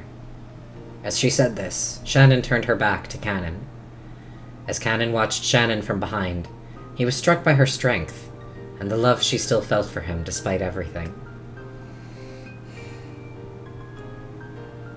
Nei-san, living with you made me happy. Me too. I wouldn't have lasted this long without you. And that's why I was able to meet George-san. Yeah. And I wouldn't have realized how dazzling Milady is if it weren't for you. I won't abandon the way I feel. I'll focus on that feeling alone, ignoring everything else, and I won't look away when I trample over your heart. Me too. I won't use you as an excuse to hide the feeling hide the way I really feel. Whether my love bears fruit or yours does, we'll both support the victor. Yes. I promise. I was okay. I'm not crazy. I thought I was hearing "Dear You." You motherfucker, Rikishi. And if I win, I will love Milady and treasure you. Thank you.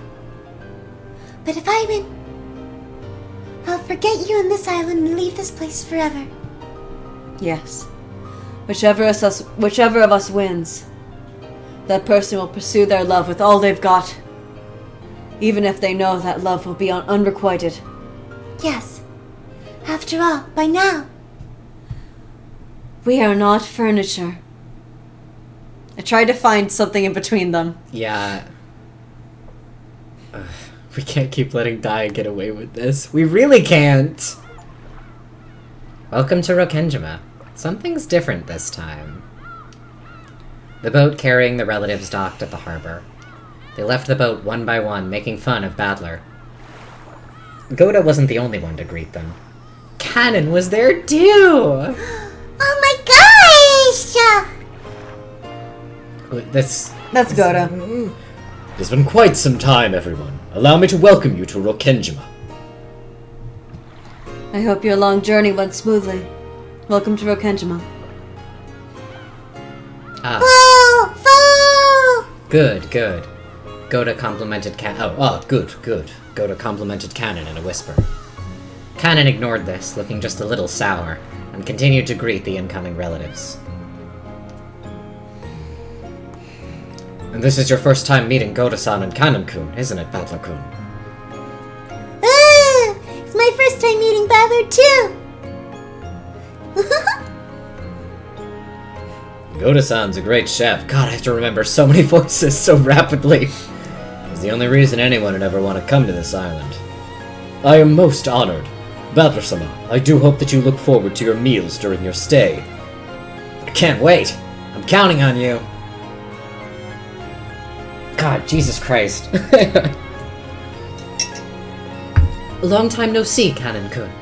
You seem to be in high spirits today. That's great. You think so? Oh, This episode is mean to us.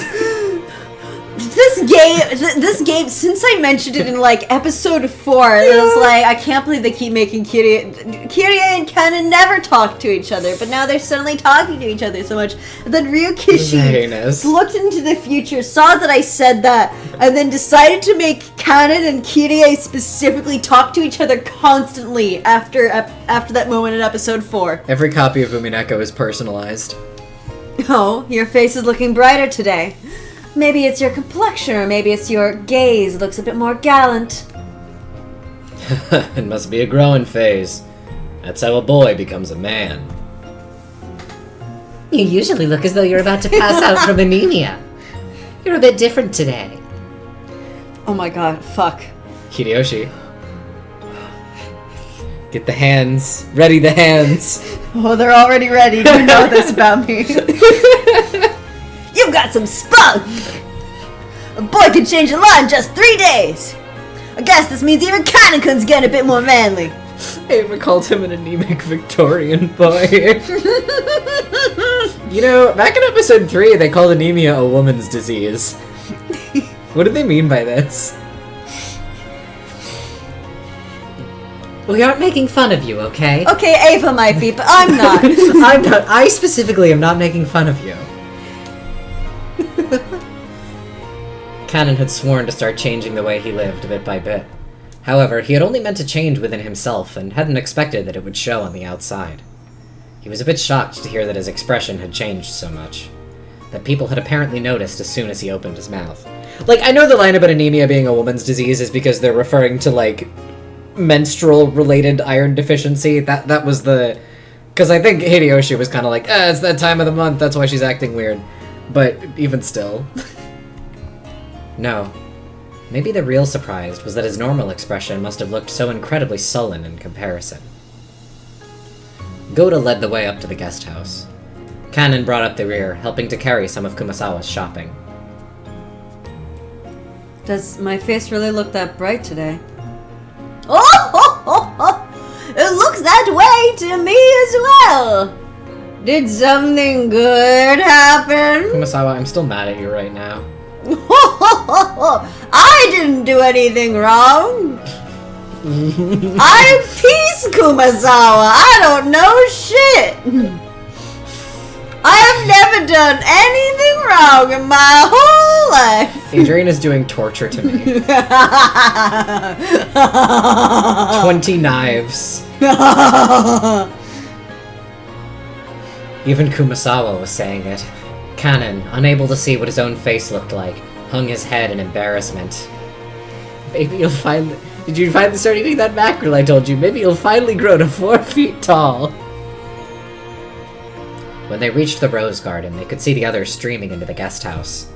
Then, he saw Jessica running towards him from there. Kanon? Is even Milady Jessica going to say that I'm in a good mood today? Kanon hung his head even deeper. And so, almost as though he couldn't control himself, Kanon spoke first. Do I really look that different? Huh? Well, you know, you usually aren't the type to come out and say hello of your own accord. That's probably why everyone was surprised. I apologize for not going with you earlier, milady. Huh? Oh, don't worry about it. I'm the one who's sorry for asking you to come all the way out to Nijima with me to meet everyone. I know how busy you must be today. I didn't have anything particular to do. You're just so dazzling. So dazzling that I couldn't bear to be with you. I was just weak. Jessica faltered, uncertain what Canon was talking about. I, too, would be at a loss for words and be acting weird and strange if someone... If guy I was flirting with but was frequently rejecting my stuff and suddenly said that, I also would be confused. Yeah. However, she realized this was something too important to be laughed off. Did something happen, Kanin-kun? Are you good? Like, are you okay? Sorry, I skipped a line. Shannon says she's going to get married. Jessica Three-Mouth. Jessica Three-Mouth! I see! So George-san is going to propose this time after all. She does this face here? I associate this face with a different scene. Mute, tell me. It's in this episode. Is it? Oh, you know it is. She does this face then. Mm-hmm. Slightly different style. Mm-hmm, but mm-hmm. She thinks he has a fever. Is it the boring scene? Oh, you know it's the boring scene. Jessica thought Cannon was sad because Shannon would be leaving, that this new mental state had caused the change in his behavior. And Cannon realized that Jessica was probably thinking this. He has the soul of a poet in the body of a small, surly kitten. This is true. This is really true. So he spoke to her clearly and honestly, because he wanted her to know. I decided that I would stop working here if Nason ever quit. I know. So you're going to quit too, Kanin-kun? I'm not sure anymore. I feel that if I quit, I might lose sight again of something you revealed to me. Something shining like the sun. Jessica could only stare blankly, unable to understand what he was saying. However, she did realize that he was trying to tell her something important. And so, she was able to accept that his next words were neither a lie nor a joke.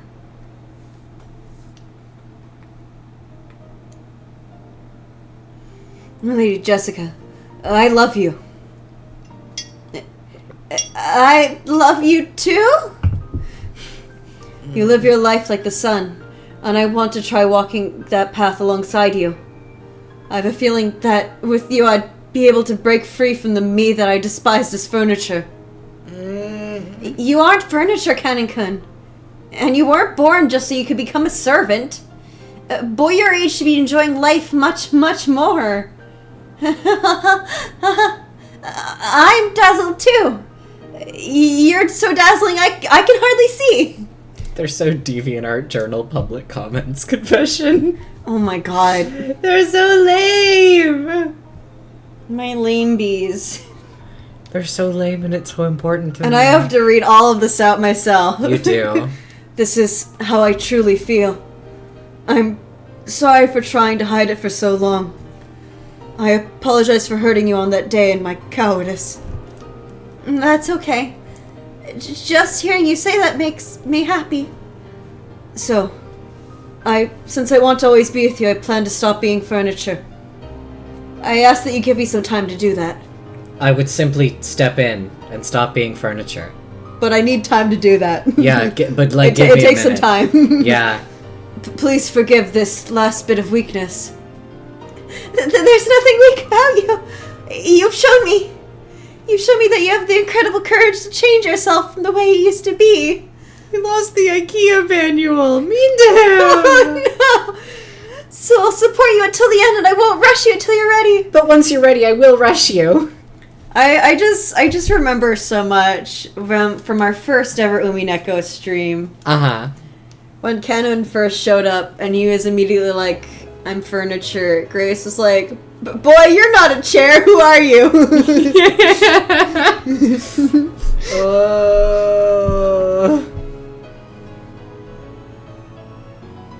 If I'm the sun lighting your path, that's because I wanted to shine more brightly than anyone else, so you'd only look at me. Without you, there's no way I'd become anything like a sun. So I'll wait, no matter how long it takes.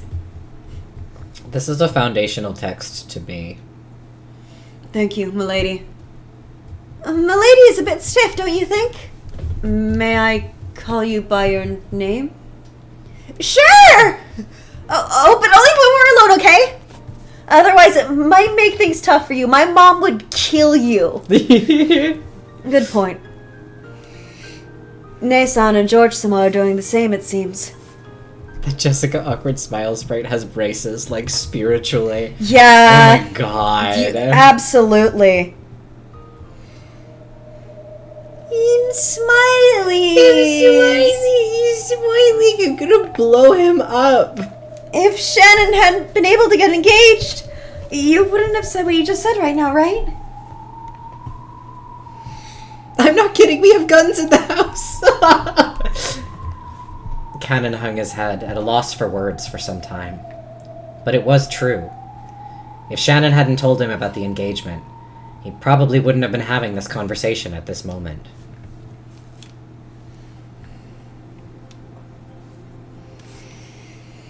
Yes, because of that, I was able to think long and hard. Oh, come on. You heard about Shannon, you wanted to see what love felt like yourself, right? Yes.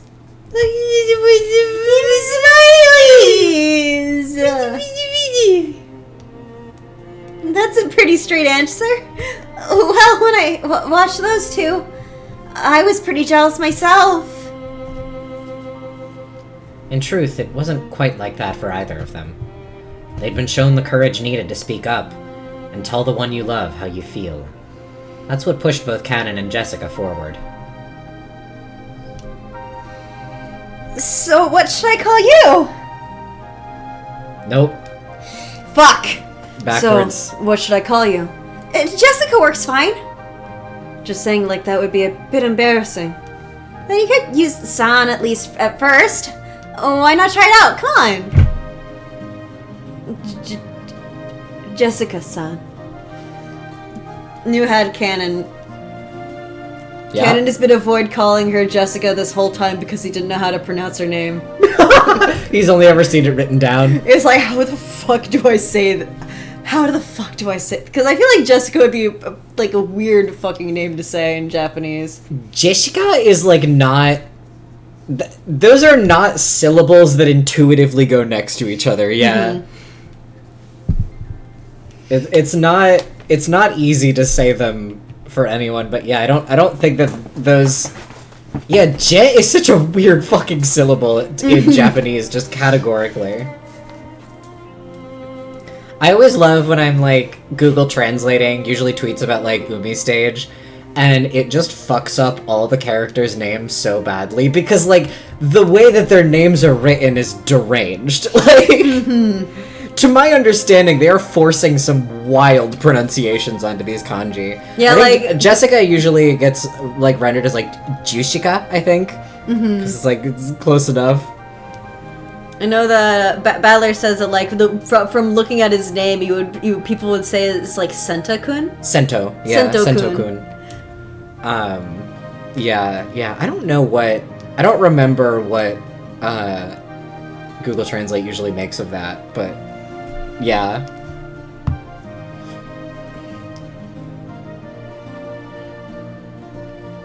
They're outlawing that kind of name, I think, or at least making it really difficult to do. That might be... That I don't want to say that might be for the best, because I don't know that it would, but at some point... Yeah, it's about like, what the fuck? I understood. I understand you.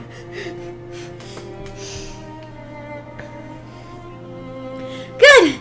That'll do for now. And I'd like to call you by your name, Cannon-kun. You have a real name besides Cannon, don't you? I'll bet it has the character in it like Cannon does. What could it be, huh?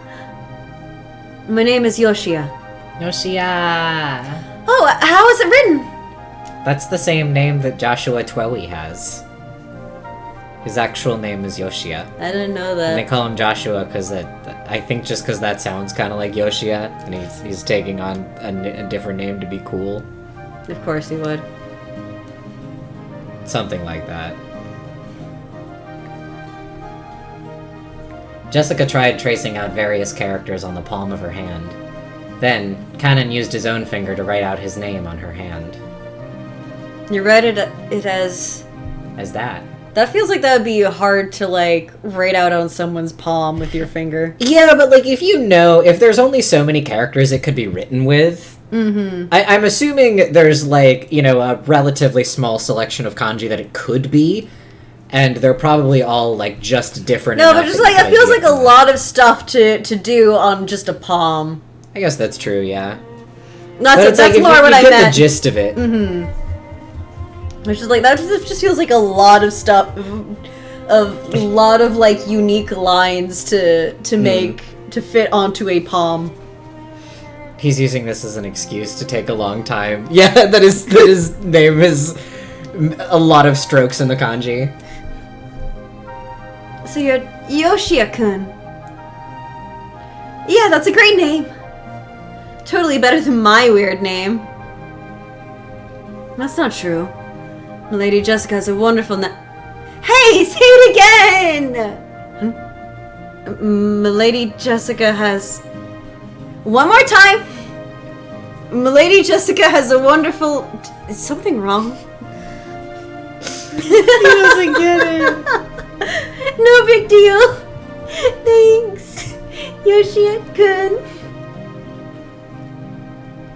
The red... They're not gray anymore! They're red!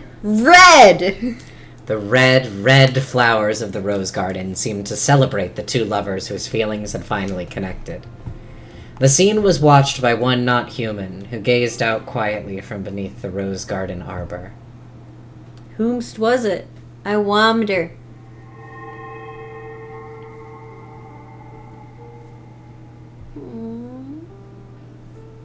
Come to think of it, those two had never called each other by their names until now. Jessica hadn't known Kanon's true name. Kanon hadn't called Jessica by her name. When people call each other by name, they acknowledge the worth of the other's soul. That's why names are sacred. When you've been given permission to say someone's name, it means they've acknowledged your soul. Is that why Father wants me to call him by his name? No, that's probably wrong. When Father sees me, it reminds him of that other me, the past me. And I'm sure that me called Father by name. However, that probably doesn't mean Father would be happy to hear me call him by his name. After all, I am me, and not the Beatrice Father knows well. Godspeed, Grace. Have a good night. Yeah, you go right from the cringe lovers to Torment Nexus back. Back in the Torment Nexus. What can I do to help Father? How can I be useful to him? After all, that's the only reason I was born. Hanging her head, Beatrice sat all alone in the Golden Lands arbor next to the rose garden. And she was watched by the Witch of Theater-going and her Miko as they sat across from each other.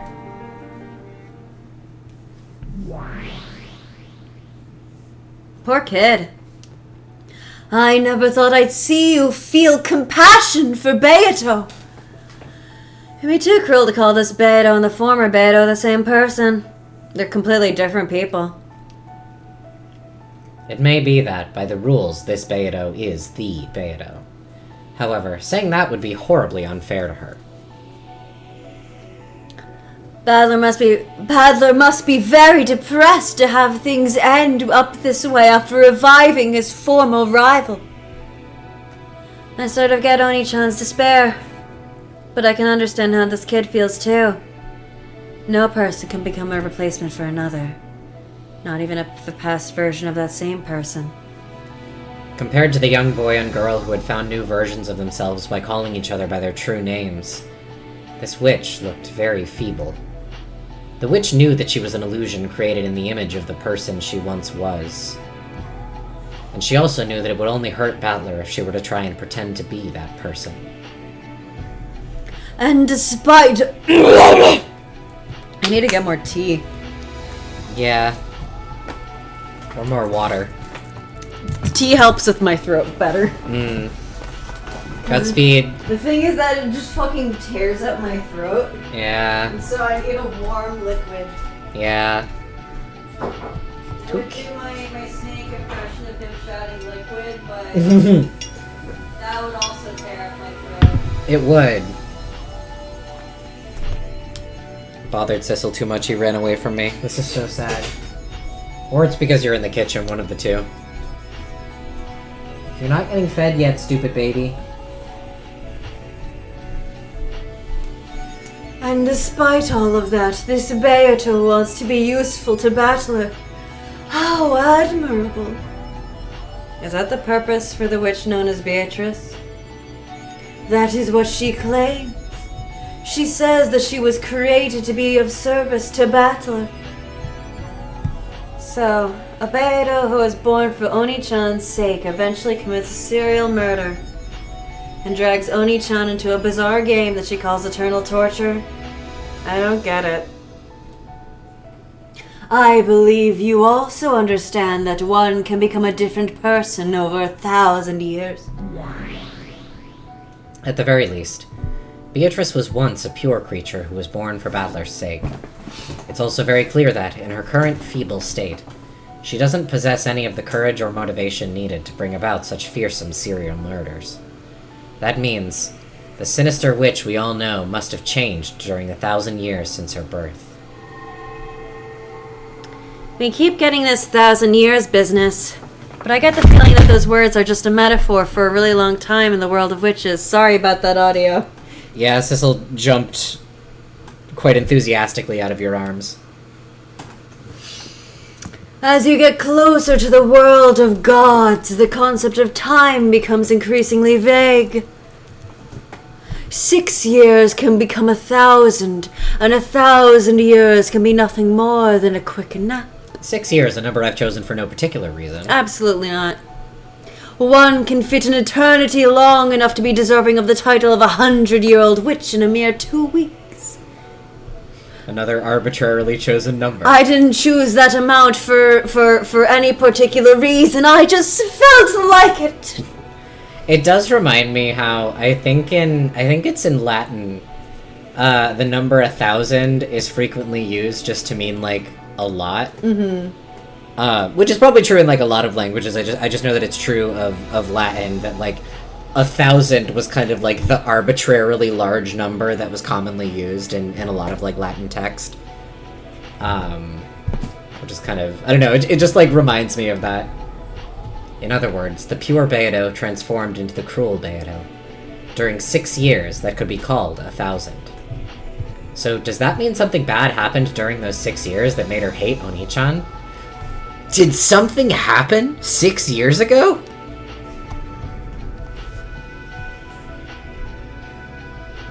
Sorry, I was harassing Sissel. Yeah. That doesn't make sense. During those 6 years, Oni-chan not only stayed away from Rokenjima, he even stopped using the Oshirimiya name. He had nothing to do with that change. Girl, 6 years. Her hatred has got to be totally misguided. 6 years, NJ. Have you heard that number before? Lol. LMAO. Raffle. I love you, Purple Dimension. Hi, Kumasawa. Oh, so this is where you were. Shall I make you some black tea? Let's all blow up. Let's all blow up. Kumasawa-san, there's something I'd like to know. Oh, very well. What is it? My name is Beatrice, isn't it? Yes, that's correct. On your birth certificate, everything. You are Beatrice Sama, milady. What's a birth certificate? However, the Beatrice that Father talks about isn't me. Well, I think Father wanted me to be that person. I think that might be why. He was disappointed, because no matter how much I looked like her, I am a different person. That isn't true. You are you, Beatrice Sama herself. You have merely lost your memory of the past after being newly reborn. Even without your memory, you're still Beatrice-sama. Let's all, every one of us, blow up. Let's explode. We should talk about names some more for no thematically relevant reason. It's not important to this story. You are the same person whom the master loves. Umineko has nothing to say about names or identity or personhood. So then, how can I regain those memories? This is a rare Beto. This is a new beta. It's new and it's rare. Well... Beto looked at Kumasawa with hopeful eyes, as though praying she would tell her the way. Kumasawa averted her gaze unhelpfully, as though trying to say that she'd like to, if only such a way existed. If I can't regain those memories, can't you at least tell me what kind of person the Beatrice father loved was? That much I can tell you, but... I was born for father's sake. So I want to become the golden witch Beatrice that father desires. Beatrice-sama. I cannot use magic. However the witch father desires could use it, then I will learn. I want to become the witch he desires. That's the only way I can repay father for creating me.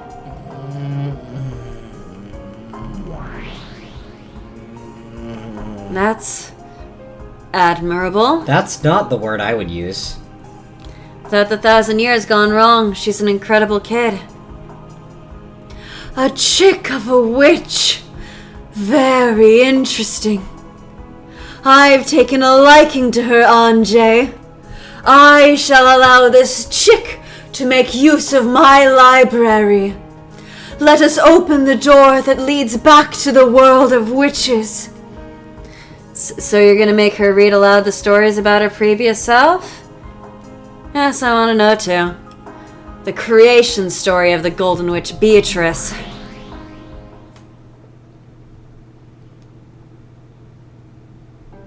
Very well.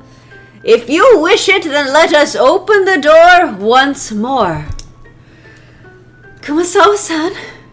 It's so interesting that it is Genji and Kumasawa here, rather than, like, Ronaway and Vergilia. It is, in my opinion, a very deliberate choice. No, I think Ryukishi chose them at random. Threw darts at a dartboard. A golden splash welled up around them. It was a cloud of gold butterflies. Vergilia's back! Speaking of... I was just like, I love how you said that, because I know that she turns into Vergilia again. I didn't remember that. That was completely by chance. I thought you were doing that on purpose. Nope. With a flash of gold, the form of the old lady transformed into that of a witch in a dress. You must choose the path that you are to walk down. Let us call it a path of roses. The beautifully blooming roses may encourage you, and their thorns may torment you.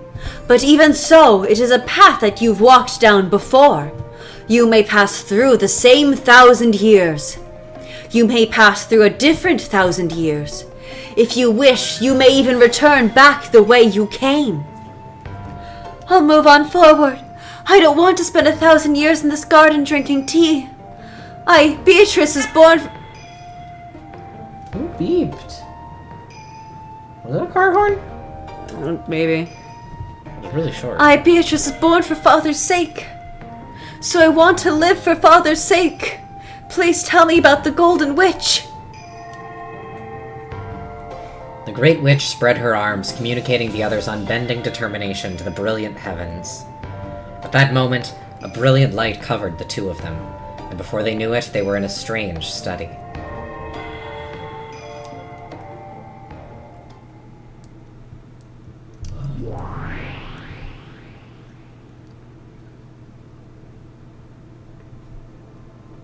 There sat the master of this library, the great old witch, and her Miko.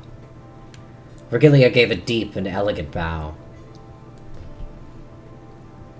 It is the greatest of honors to be in your presence, Lady Featherin Augustus Aurora, the majestic witch of theater-going, drama, and spectating. She really has 3 names and 3 titles.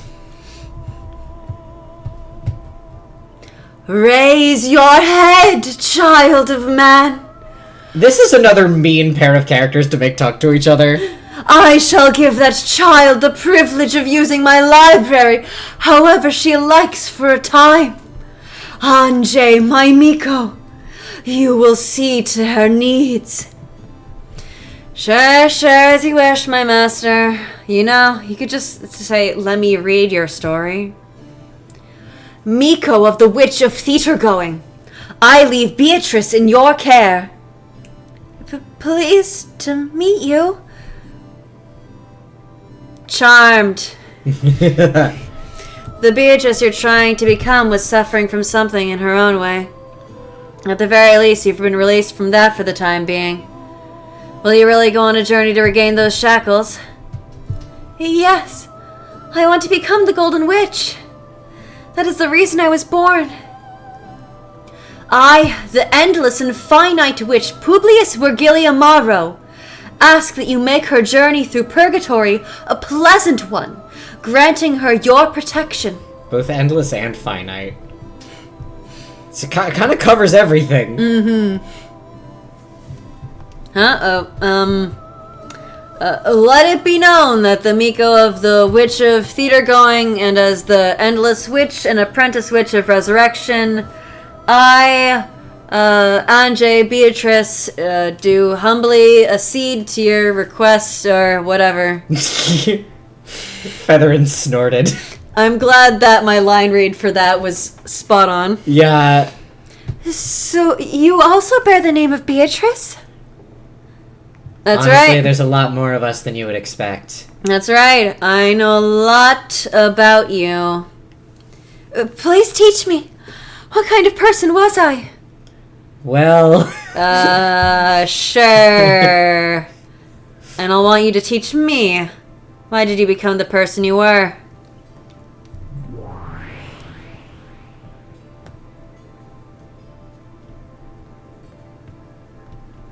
In this library, the fragments showing the tales of all your games up until now are stored as books.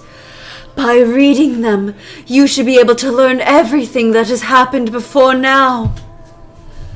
By reading them, can I become a Golden Witch?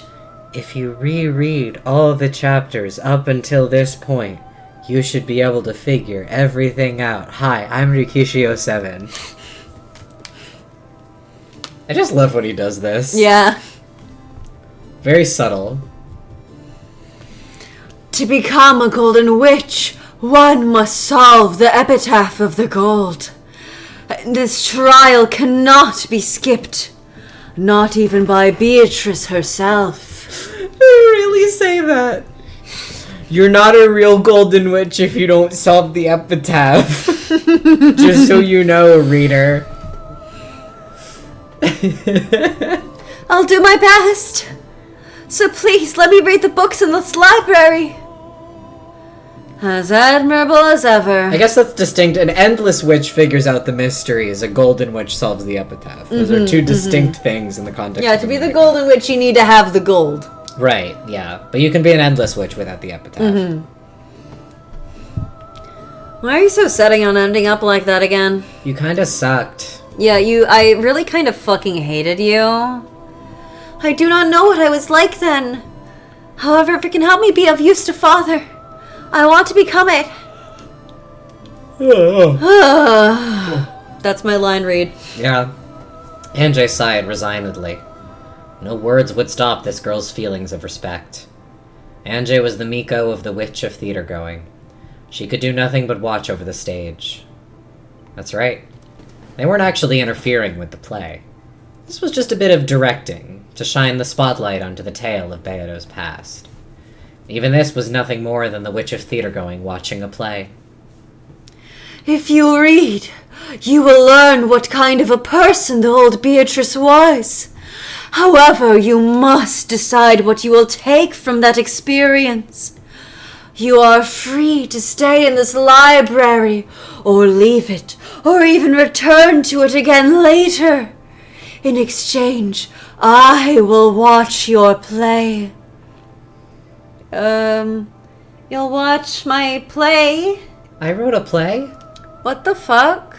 I'm kind of uncomfortable right now. Basically, it means you can do whatever you want. You get used to it. Thank you very much. Oh,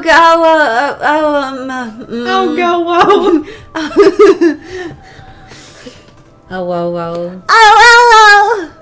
She likes it when you call her Featherin. Look at the little mischief on your face. Andrew, I love you. Thank you very much, Featherin-sama. Oh, what a little bastard NJ is. After being welcomed in Her middle name. Yeah. After being welcomed in by Featherin, Beata left on a journey to discover herself. That tale connected the old tale with the new one. It wove them together. The 1,000-year-old tale about her returned to its starting point, becoming a snake eating its own tail.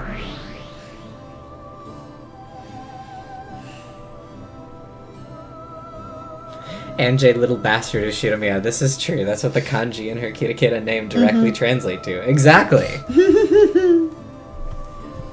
The ring of that snake began slowly, bit by bit, to turn into the shape of a small island floating on the sea. And that was Rokenjima. The 1,000 years of the witch born on this island were tied to the island. Was it 1,000 years, or just 6? Or did this tale start even further back into the past? Beatrice went out on a journey to find herself.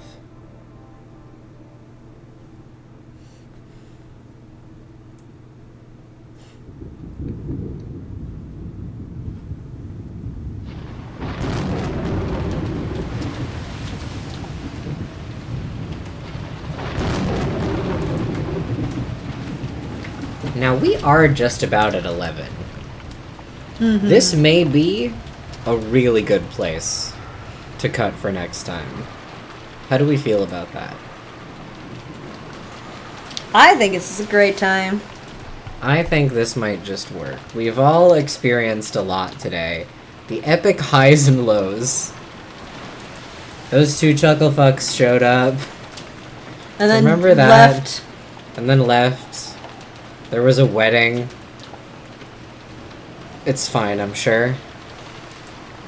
And it was really normal and cool, and everyone was doing so well. This NJ is in a situation. NJ's in a situation.